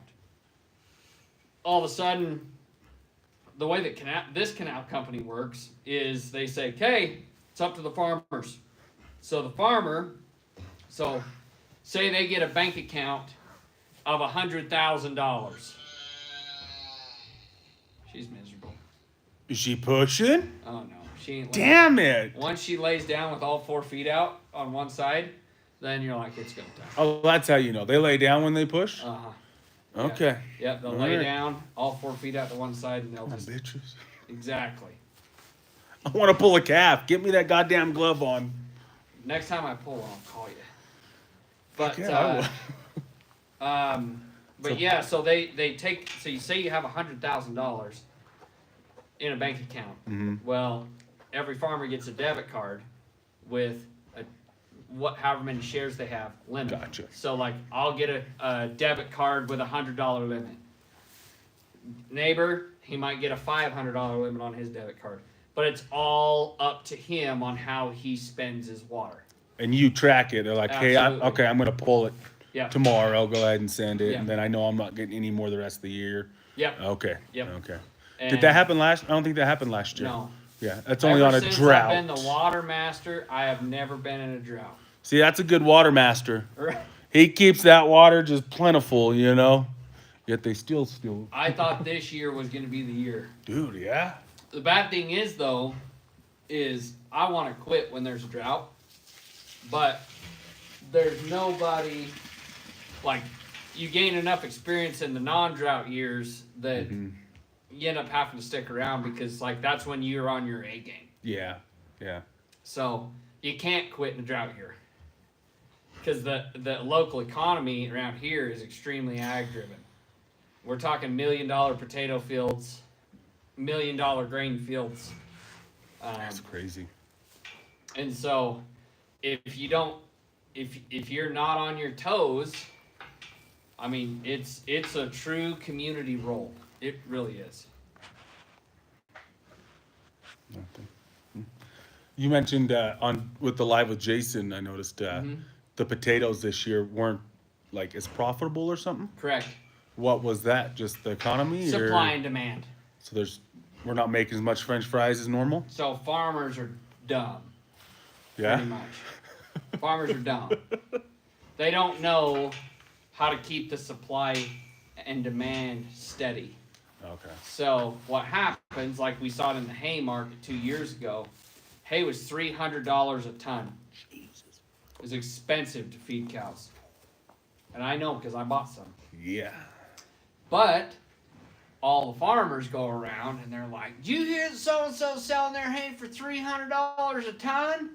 And they're like, "Man, I'm going to plant some hay." Yeah. Well, you do that with every farmer, and now all of a sudden all the farmers have way too much hay, and now hay is worth, I think this stuff we're getting is 120 a ton compared to 300. Just in 2 years. Went Okay. down the toilet. So are they going to cut back on? They're not going to plant as many potatoes next year. You think? It's tricky because so like this, the potato market is different here because they grow seed for other farmers. Mm-hmm. So they don't grow the potatoes you eat. Trucking the shit out of it right now. Absolutely. Oh, I man. talked to Stoddard yesterday and they shipped 35 semis yesterday alone. Oh, I bet. I went to Pocatello and Port of Entry was all backed up. Yep. At the weigh station. Yeah. Absolutely. So there's a little bit steadier of a supply, but these guys are growing them, and then you get some guys that are planting more, and so all of a sudden the price of seed potatoes drop a little. And so long story short, they flooded the potato market in Idaho. They say, "Oh, I've already bought my potatoes for the year." You know, these guys, usually they have them under contract, Yeah. Yeah. but you know, they'll grow a little bit extra just for a fudge, and on a good year they can get rid of them. This year there's a lot of potatoes that are getting dumped. Last year too, because contracts are fulfilled and nobody wants them. But if it was a down year for potatoes, they would, you know, like as far as people planting more, if you catch that cycle where everybody wants to plant everything they have in potatoes, these guys are making good money Yeah. because seed's in short supply. There's some ag economic for you. Yeah. Makes sense. It's just Yeah. like the chickens right now, the eggs. 100%. Well, and that's the tricky thing with the beef market. Nobody knows when the beef market's going to fall. But Why it's is it gonna so fall. high? It's the supply. It's supply. You have input costs that have raised, Mm-hmm. but also they say the national cow herd is down, and there's a lot of guys that are saying they're sneaking heifers. So one of the big things is, like Striper, she had her first calf, she's 2 years old, right? So once you keep a calf as a heifer, Mm-hmm. you don't sell her, you get 2 years. The clock starts. 2 years until you have a calf to sell from her, Okay. right? And so usually when you see heifer retention hit, and all of a sudden you're like, whoa, nobody's selling heifers. Okay, clock started. It's gonna fall in 2 years. Everybody's keeping. Everybody's building up their cow herd. More cows in the world, more cows in the United States, the more the price falls, right? But we're in a tricky spot here because everybody watches what's in the feedlots, what's gonna die. And it's like, well, there's still heifers in the feedlot. There's still heifers in the feedlot. Well, it turns out, I've read a few reports that they've done a little digging, and the heifers in the feedlot are imported. So nobody knows. The heifer retention could have started. No shit. And so a lot of these guys are saying, when you get the call that everybody's retaining heifers, price is going to go, because they've been keeping heifers all along. Yeah. Yeah, because there's still every auction I see is Mm-hmm. you used to go come across on the For You page on TikTok, and it's auctions, and there's tons of heifers still going through. Absolutely. Yeah. Absolutely. Well, and for right now, you only want to keep your best. Mm-hmm. Because they're so valuable right now. Absolutely. So it's more valuable to sell it than send it to market. That's, well, it's the selling and going to market the same thing, and you're just putting it up for the highest bidder. Oh, that's right. Because But- you just okay. Right, Yeah. but a heifer calf right now, I mean, shit, she's worth $2,000. This one right here. Yeah, that one gets to 500 pounds. Right now in today's market, that's anywhere from 15 to $2,000, pretty easy. So what was it when you first came up here and moved up here and started working with Kent? Like 1,200. Wow, almost a 50%. That's like a 40% increase. Oh yeah, it's huge. So we sold the first year. I want to say we sold at 176. Second year we sold at 260. This last year we sold at $3. That was the most Kent's ever gotten paid in his life. So it's 40% increase from when you started. Now is the cost of raising them, whether it's the cost of your water rights and hay and all absolutely. that. Has it gone up 40% or no? And that's the argument. Is that's the argument that I have is when the cow herd when the cow price crumbles, it's gonna go down, right? Yeah. But yeah, they aren't gonna be worth $2,200, Mm-hmm. but they're gonna be worth $1,200. They're gonna be worth $800. Because then you lose money, right? Oh, absolutely. Because diesel ain't gonna fall down. And, Right, yeah. and so my whole question is, how far does it fall with the inflation factoring on it? Yeah. You just don't know till it happens. You just try and shoulder yourself but also, that's the pro of doing what we're gonna do with Jason, is the fact that once you set your price at the direct to consumer level, it stays the same, and you get less volatility out of it. Mm-hmm. You know, if you're buying cows to finish, there's volatility, right? If you're not raising your own, which I can't, there's no way I can satisfy 12 months of the year fresh meat all the time, because I don't calve 12 months a year. But at the same time, you take out enough middleman to where that's easier to do. Mm-hmm. Because right now, It's like I was talking to Jason.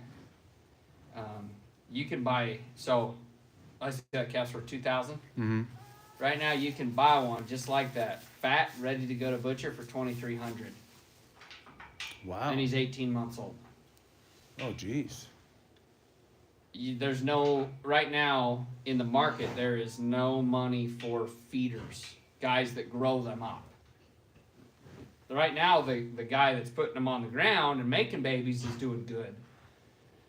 But the feeders are taking it to shorts, but typically, it's the other way around.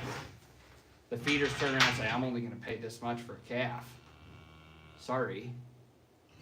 She gonna push a baby out? No, she's just trying to stand up. They rock back and forth. When they try and stand up, they have to gain some momentum. See? Told you she'd just Damn it. Push a baby out. I'm telling you, once you see all 4 feet out the same side, that's when you know. And you hear lots of grunting and moaning, you know babies are coming. But, yeah, Travis really wants to pull. I'm going to have to call him when I pull one. Hopefully I don't have to pull one. The way that my heifer's bull's turning out, I'm really liking things. And the way that the Jack's calf went, it went really good. So, yeah, tail's up just a little bit. It's off to the side a little. But look at her. She's chewing her cud. So, she's still pretty comfortable. One guy that is comfortable, though, that calf right there that's laying there milk drunk.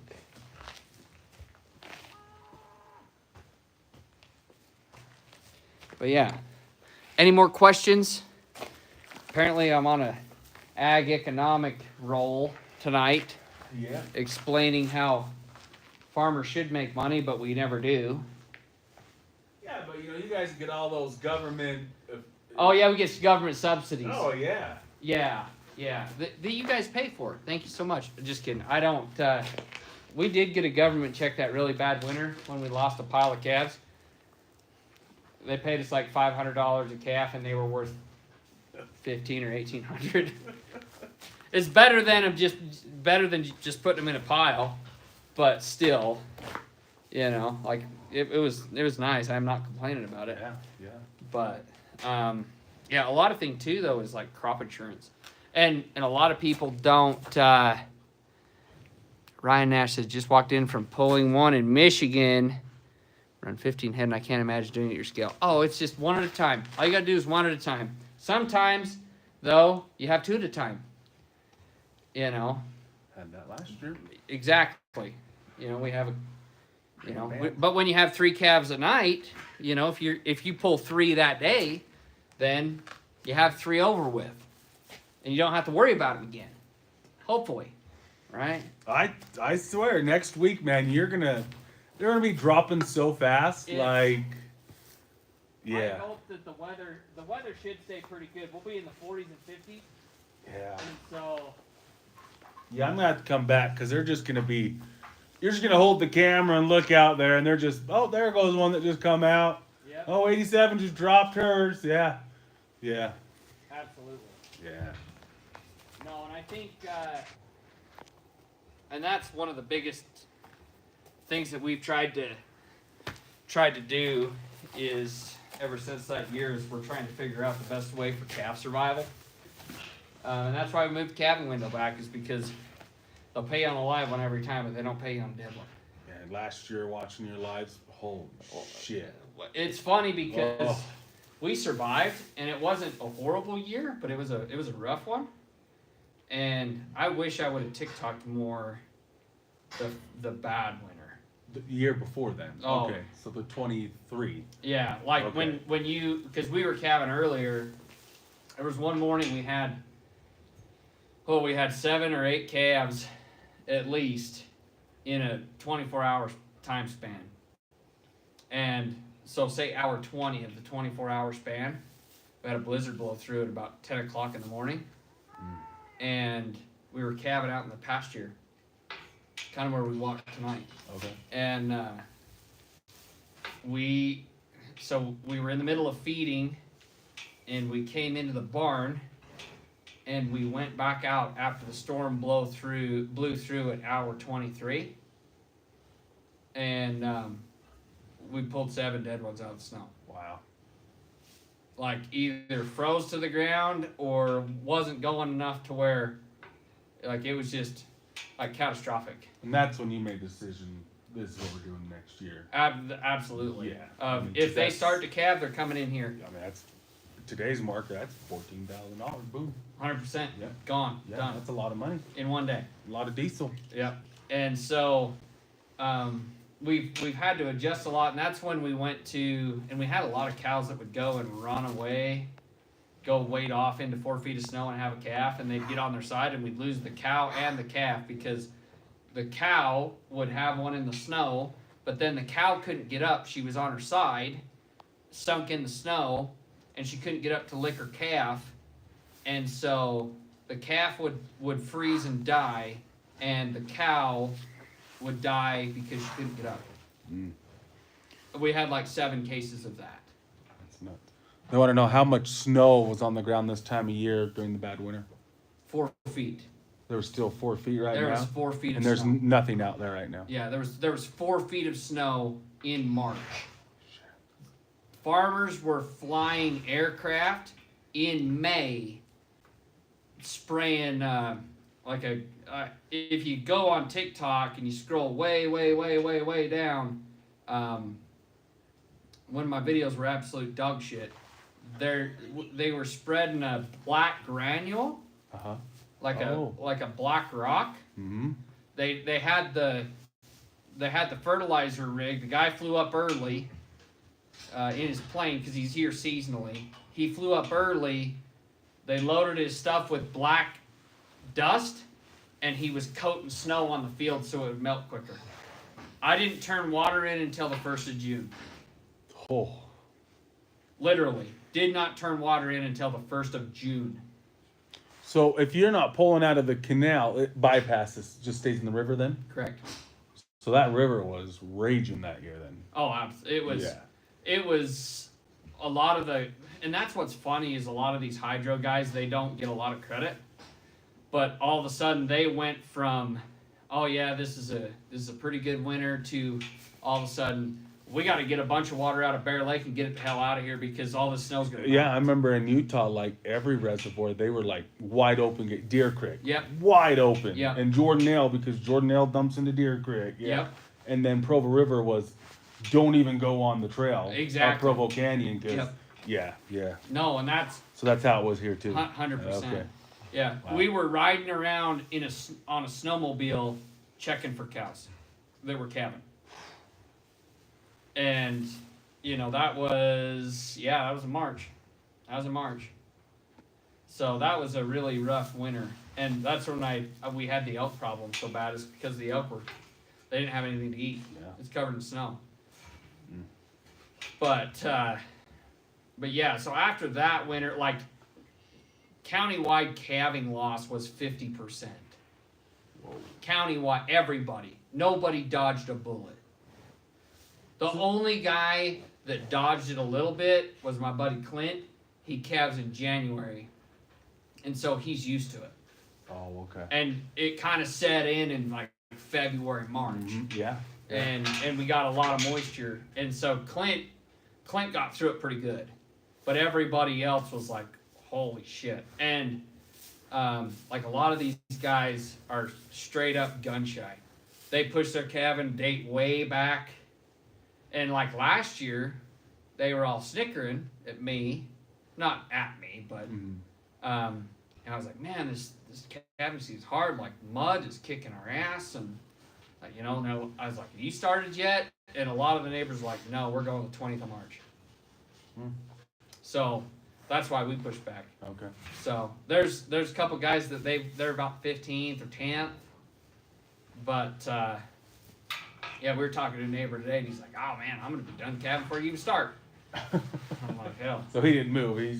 But he's been dealing with a shit ton of mud then. Oh yeah. If he's been calving already. Oh yeah. Oh, look at that good itch. Yeah. Does it look like I'm petting a cow? Yeah. You're such a good girl. But Where's yeah, so trying to find the calving window that worked. I mean, where we came from, Kent calved on the 1st of February no matter what. But it's 50 degrees in Lehigh. Oh yeah. 50 degrees in Lehigh in February. You're in a t-shirt by Valentine's Day. They haven't had winter this year. That's No. where my folks live. I'm all like, we got an inch of snow. Oh, cute. Oh yeah. Yeah.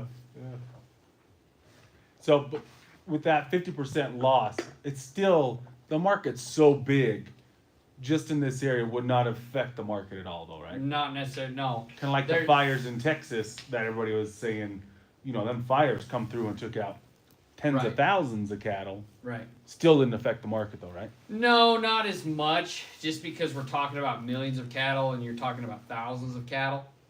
You know, the market is millions of cattle. Like a day?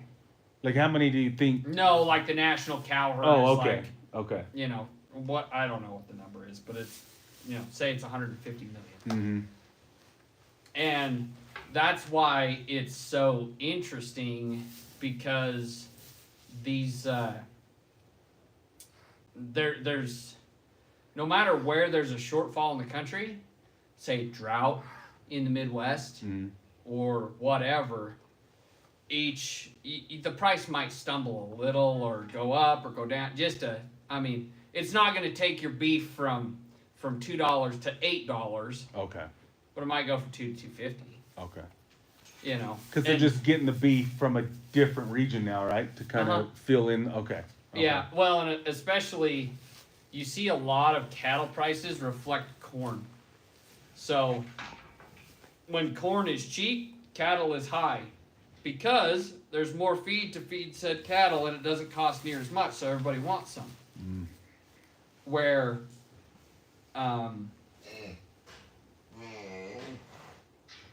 but like I've talked to some. Huh? Maybe. Maybe. Come on, girl. I know she didn't get the goat feed, so she's feeling good. She's kind of pushing. Yeah, kind of. Her neck was kind of up, like she was straining, right? Yeah. Could be Braxton Hicks, but You give her an epidural. I remember you did that last year. I did do an epidural. Yeah. Yeah. All vet taught me God, how to that do it. fucking calf was kicking her ass. Oh, I don't remember which one. I pulled. You pulled a bunch. And there's some we didn't even see, I don't think. Right. Yeah, because it was so fast. Yeah, there was some that. So see how you can see her udder? Uh-huh. She was laid out. But I don't see any fluid and I don't see a bubble. That's bad news for you, Jack. But if she lays her head down right now and goes to pushing, then it's like, we're on. It's happening. If she lays her head down and really starts to push, Uh-huh. then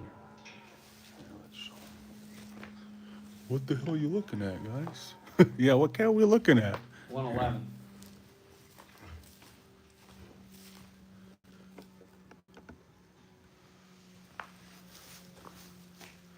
Right. That one over there. That's the one Kent said she thought she was going into labor. Yeah, Kent put her in about 5 o'clock.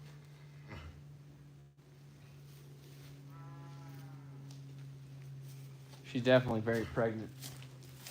Yeah, how do you sleep in here and listen to this shit all night? That's the hard part. You don't realize that cows talk that much till you spend time here. Yeah.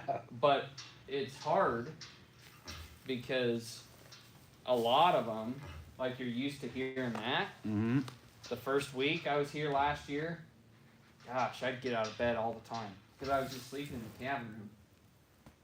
And man, you just lay there and think, oh, she's pushing. Oh, you know, or you hear somebody lay down and they hit a panel and then they start groaning. You're like, yup. Especially if you're watching one that's close. But, and that's why, like, this, when I stayed here the other day, I slept in the shop, so I didn't have to hear it. But then I got up every 2 hours. Me? I wouldn't say no. I think she's teasing you. Fucking be positive, okay? I think she's kind of teasing. Come on, guys. We know we want a baby tonight. One of them needs to have a baby. I think she's kind of teasing you. I'll put a glove on. You'll put a glove on. Yeah. I told my wife, I don't come home smelling like cow shit. I didn't do a good enough job. Oh, don't worry. Yeah. The aromatics. Just soaking into They do my new soak vest from Baumgart. Exactly. The aromatics of this place. Like I kicked my shoes off, right? Mm-hmm. I was sitting in that water meeting last night, sitting in like theater seats. Oh, I could smell my shoes so bad. I noticed you were way away from Oh. everyone. Oh shit, it was bad. It smelled like a dairy farm. Oh, God. Lindsay yells because like I'll take a coat off and hang it up, and she'd be like, "Get that fucking thing out of here! It's in your hair." Sooner cut. Yeah, I know she's chewing her cut. I told you she was just Hey, 111. giving you a little tease. But Let's go break her water. we need a dad story time. What do you want to know? What kind of dad? Like a cow dad, a show dad, a Cade's dad, Kent, Father-in-law. yeah, father-in-law. I don't know how you call that in the dad language, but shouldn't have hit that goat feed earlier. Yeah. Huh? Really running through you. Oh, it sucks to be just right there in pre-labor and you got the shits.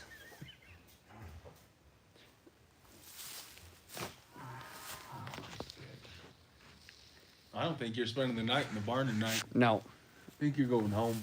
I am gonna go home. Maybe 111 will push a baby out real quick. We'll dry her off. Oh yeah. Have a good night. You'll be home sleeping by midnight. I could even probably make you put her in the warmer just so you feel like authentic. You get the authentic experience. Oh, fuck, I forgot about that. We haven't even fired up the warmer this year.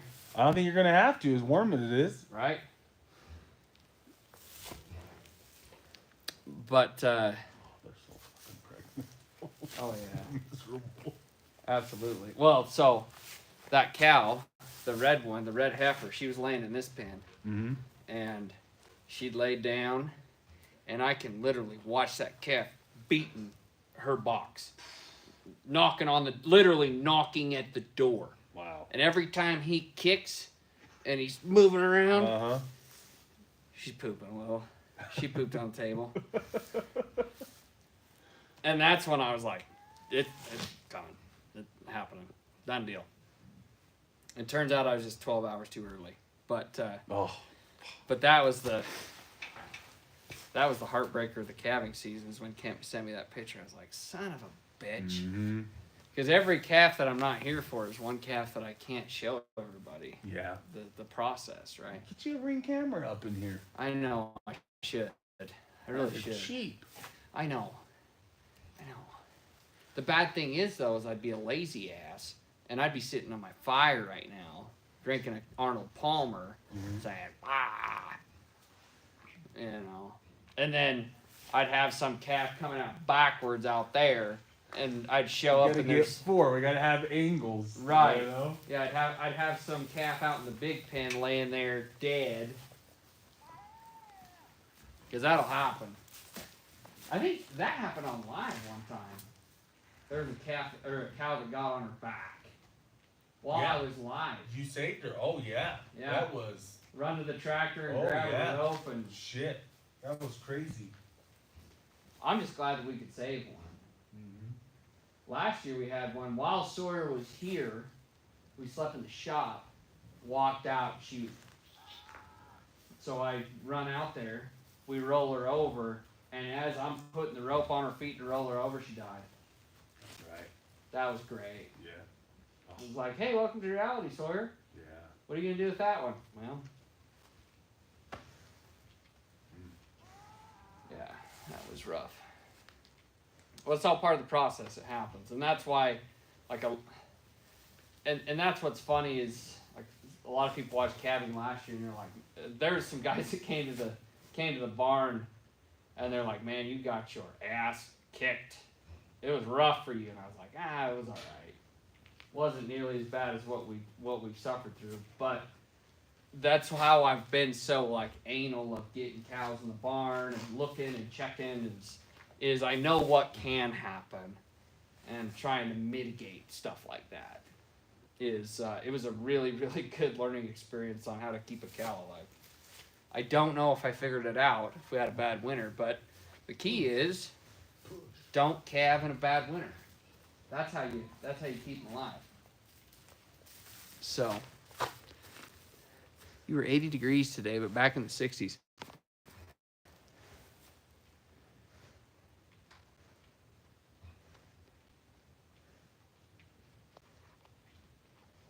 Who's out in the field yelling? I don't know. I bet you it's a heifer looking for a calf. It's probably the red one, or it's that Bolly that had one first. I bet you they're looking for their calf and they can't remember where they stashed it. That happened to the red one earlier. Oh, really?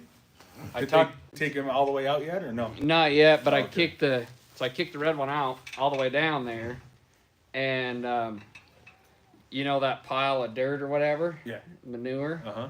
That calf crawled up on there in the sun, fell asleep. Done. Well, mom goes off to eat, and she's a first-time mom, right? So she know her calf somewhere. Uh huh. Well, she associated me with the last time that she saw her calf.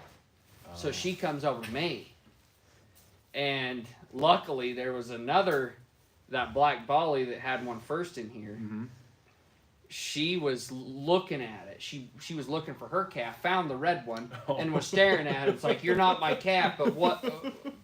And so the red one came over and found it, but oh, it was a crisis. It was a crisis. Kind of I knew I put you here somewhere, but where are you? But we don't know how to talk yet. And so she was bellowing and all that shit, which is That's probably what it is. just Yeah. 100%. Yeah, she's bellowing at her calf, trying to find it because she doesn't know where to stash it. But the calf doesn't know that when she calls, calf should stand up, come to her. Mm-hmm. She's calling for the calf. Just the hard part of being a single mom, I guess. you know? 100%. 100%. Dad's happy today. Exactly. You know? Exactly. She's over there looking at the fence and saying, bet you had a great day today, didn't you? And he's like, be quiet, I had a long day. I just want to sit here and eat hay. Oh, She's like, can't you help me with this? You were half the problem. Talk to your sister. Exactly. Tell her I said hi. 100%. 100%. Yeah. Exactly. Oh. Yeah.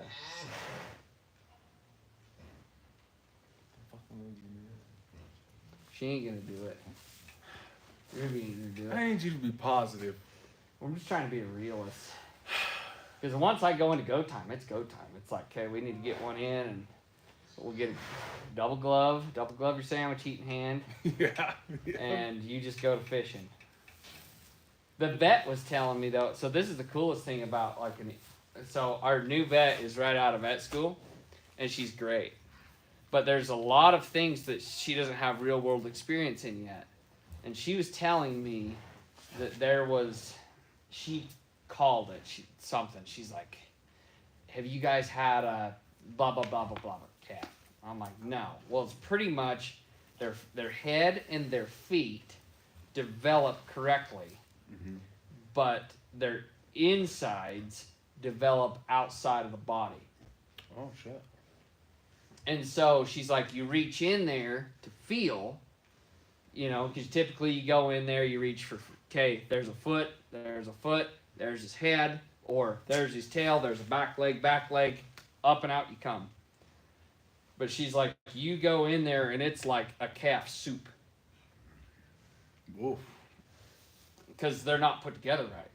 And so, like, legs go one way, head's going another way, and you can feel all their innards, but you don't know that if you've never done it before, you don't know that that's their innards. It just feels different. Uh-huh. And she's like, what a trip that was. Yeah. You You really should take this cat home. Oh, no. Happy wife, happy life. You know. Uh-huh. I can only deal with one of those at home. No way. Look how cute. You better watch out, or else she just as soon as you pet her, you're done. You're screwed. She's I have gonna a cat at home. follow you around.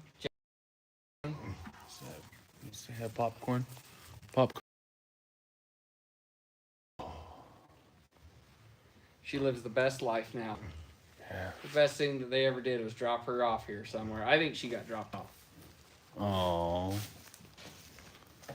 It thinks I'm its mommy. Absolutely.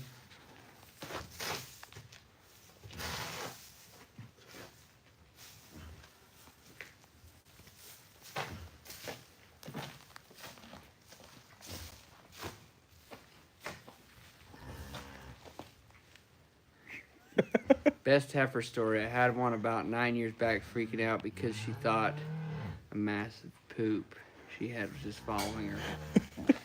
That's exactly why we have them in the barn, so they can't run away.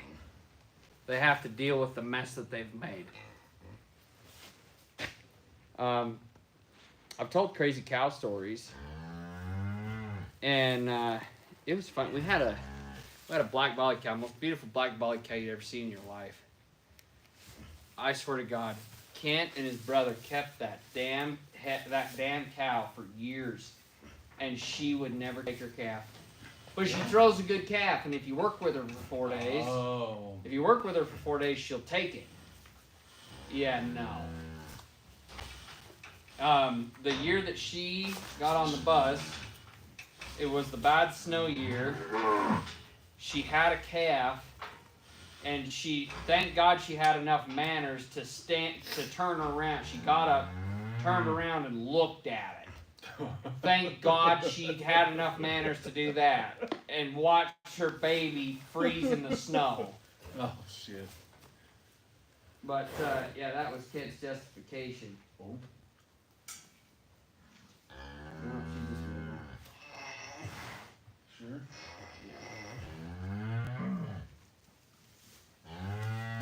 If you look close enough, Travis, that baby's playing peekaboo with you. You can see it coming out the back end, just a smidge. Lift your leg up. So we're gonna have one tonight. No, That far off still? it's just playing peekaboo. So it could be 12, 24 hours or longer. Yeah, Unless he breaks the sack. yeah, yeah. If he initiates it, it'll happen. But yeah, a lot of these cows, you'll drive out of here, shine a spotlight on them. These old cows, Mm-hmm. shit, they'll be hanging out that much. Oh shit. Oh yeah, yeah. You'll see a foot? He'll just be freeboarding. It's pink. If it's white, then you're like calving. But if it's pink, It's still in the sack then. yeah. You And see that well, bubble. yes. So the membrane's white, Oh, okay. but there's still tissue and stuff. It's pink, Uh-huh. and that means the wall's still there. Oh, okay. Okay. And so they're just playing peekaboo. Okay. Like there's my first time calving, you'd go walk out through the field, and you have all the cows laying down. You're walking through them with the spotlight, and all of a sudden you have one playing peekaboo, and you're like, oh, oh, oh. Well, then she stands up and it just goes away. And she's like, why'd you stand me up? Oh, good baby. Oh, perfect. I haven't seen this one eat yet. So that's a good thing. Beauty. It's exactly what we want. Mom even woke her up. She was over there bitching at it. Good. Come on. Latch up. Don't just stand there and lick it like an idiot. Put it in your mouth and just go to town.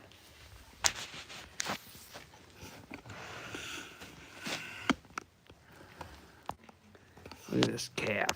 What a dumbass. Oh, we're latched. Oh, not quite. We're playing with it. Popcorn, go help. Come on, just like it owes you money. Bingo. Done. That one's good to go. He can go out tomorrow to the Great White North in the wild world.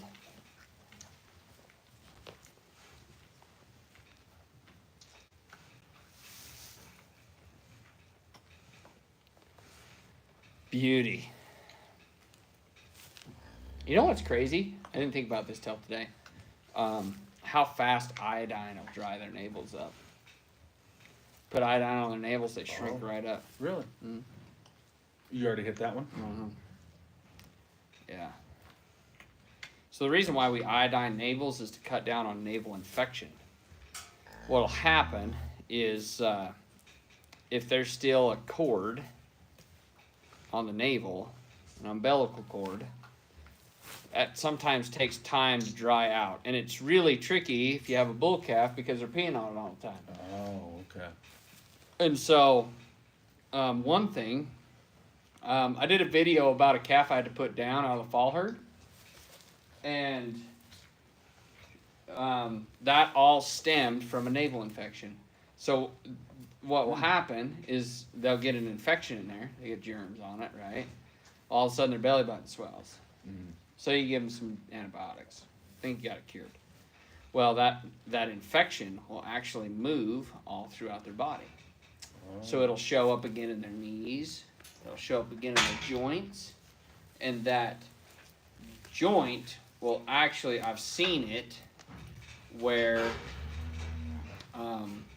that infection will eat their joints. Oh, Jesus. So, that Muddy Buddy calf that I had to put down a couple years ago, same thing. He got a navel infection because he was born in the mud, and he was doing good. He had a dicked up leg, and but it got to the point we were trying to treat, and that we were giving him more pills than his grandmother, and it just turned out the fact that that infection.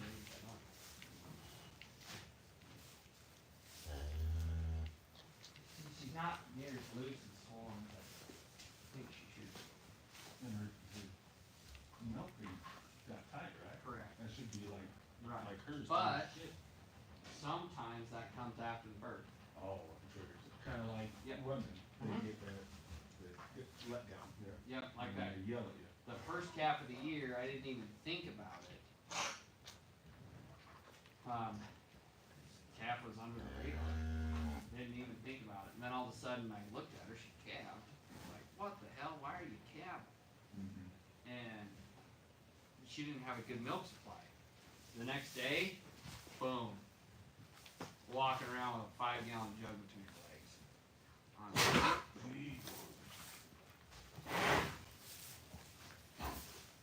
But then you have others. So like that red heifer, when Kent brought her in and she was calving, she was in the middle of labor. Mm-hmm. There was milk leaking out of a back teat, spraying on the ground. So full. Oh yeah.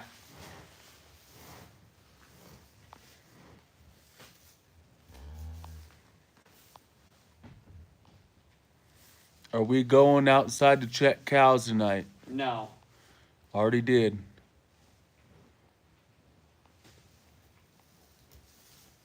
I'll just do a drive-by as I leave.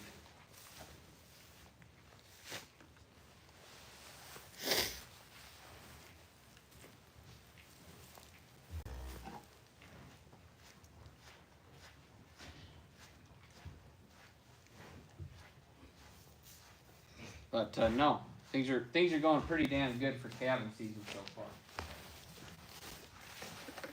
I haven't kept four in a row on their feet. Well, I did in the fall, but last year's a little tricky. I think I had 6 or 7 before I lost the first one. There she goes.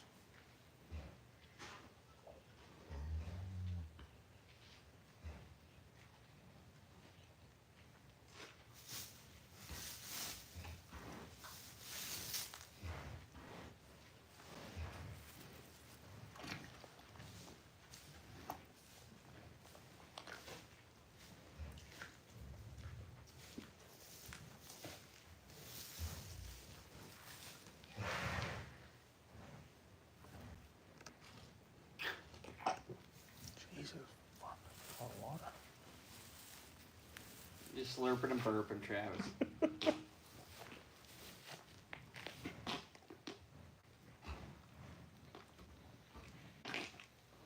She's like, oh man. What's that Waterboy quote? This is blessed by an Eskimo medicine man. Yeah. Oh, look, he's got a black eye. Yeah, he does have a black eye. That's the first time I've seen that. Let's see. Little black eye.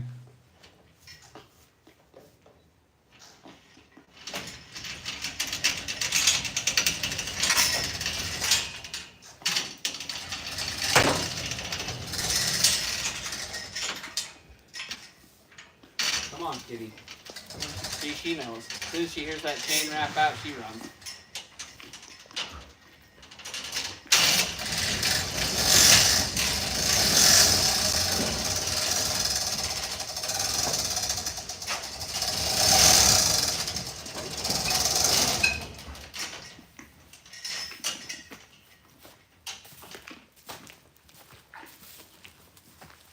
You were supposed to have a baby. You had one down. Yeah. He's over here trying to give a pep talk like it's gonna work. Push, you'll feel better. Right? Number 7, look at her. She's great. That's right. You should be like her. Travis, I don't know if she's listening. Most women don't listen to me.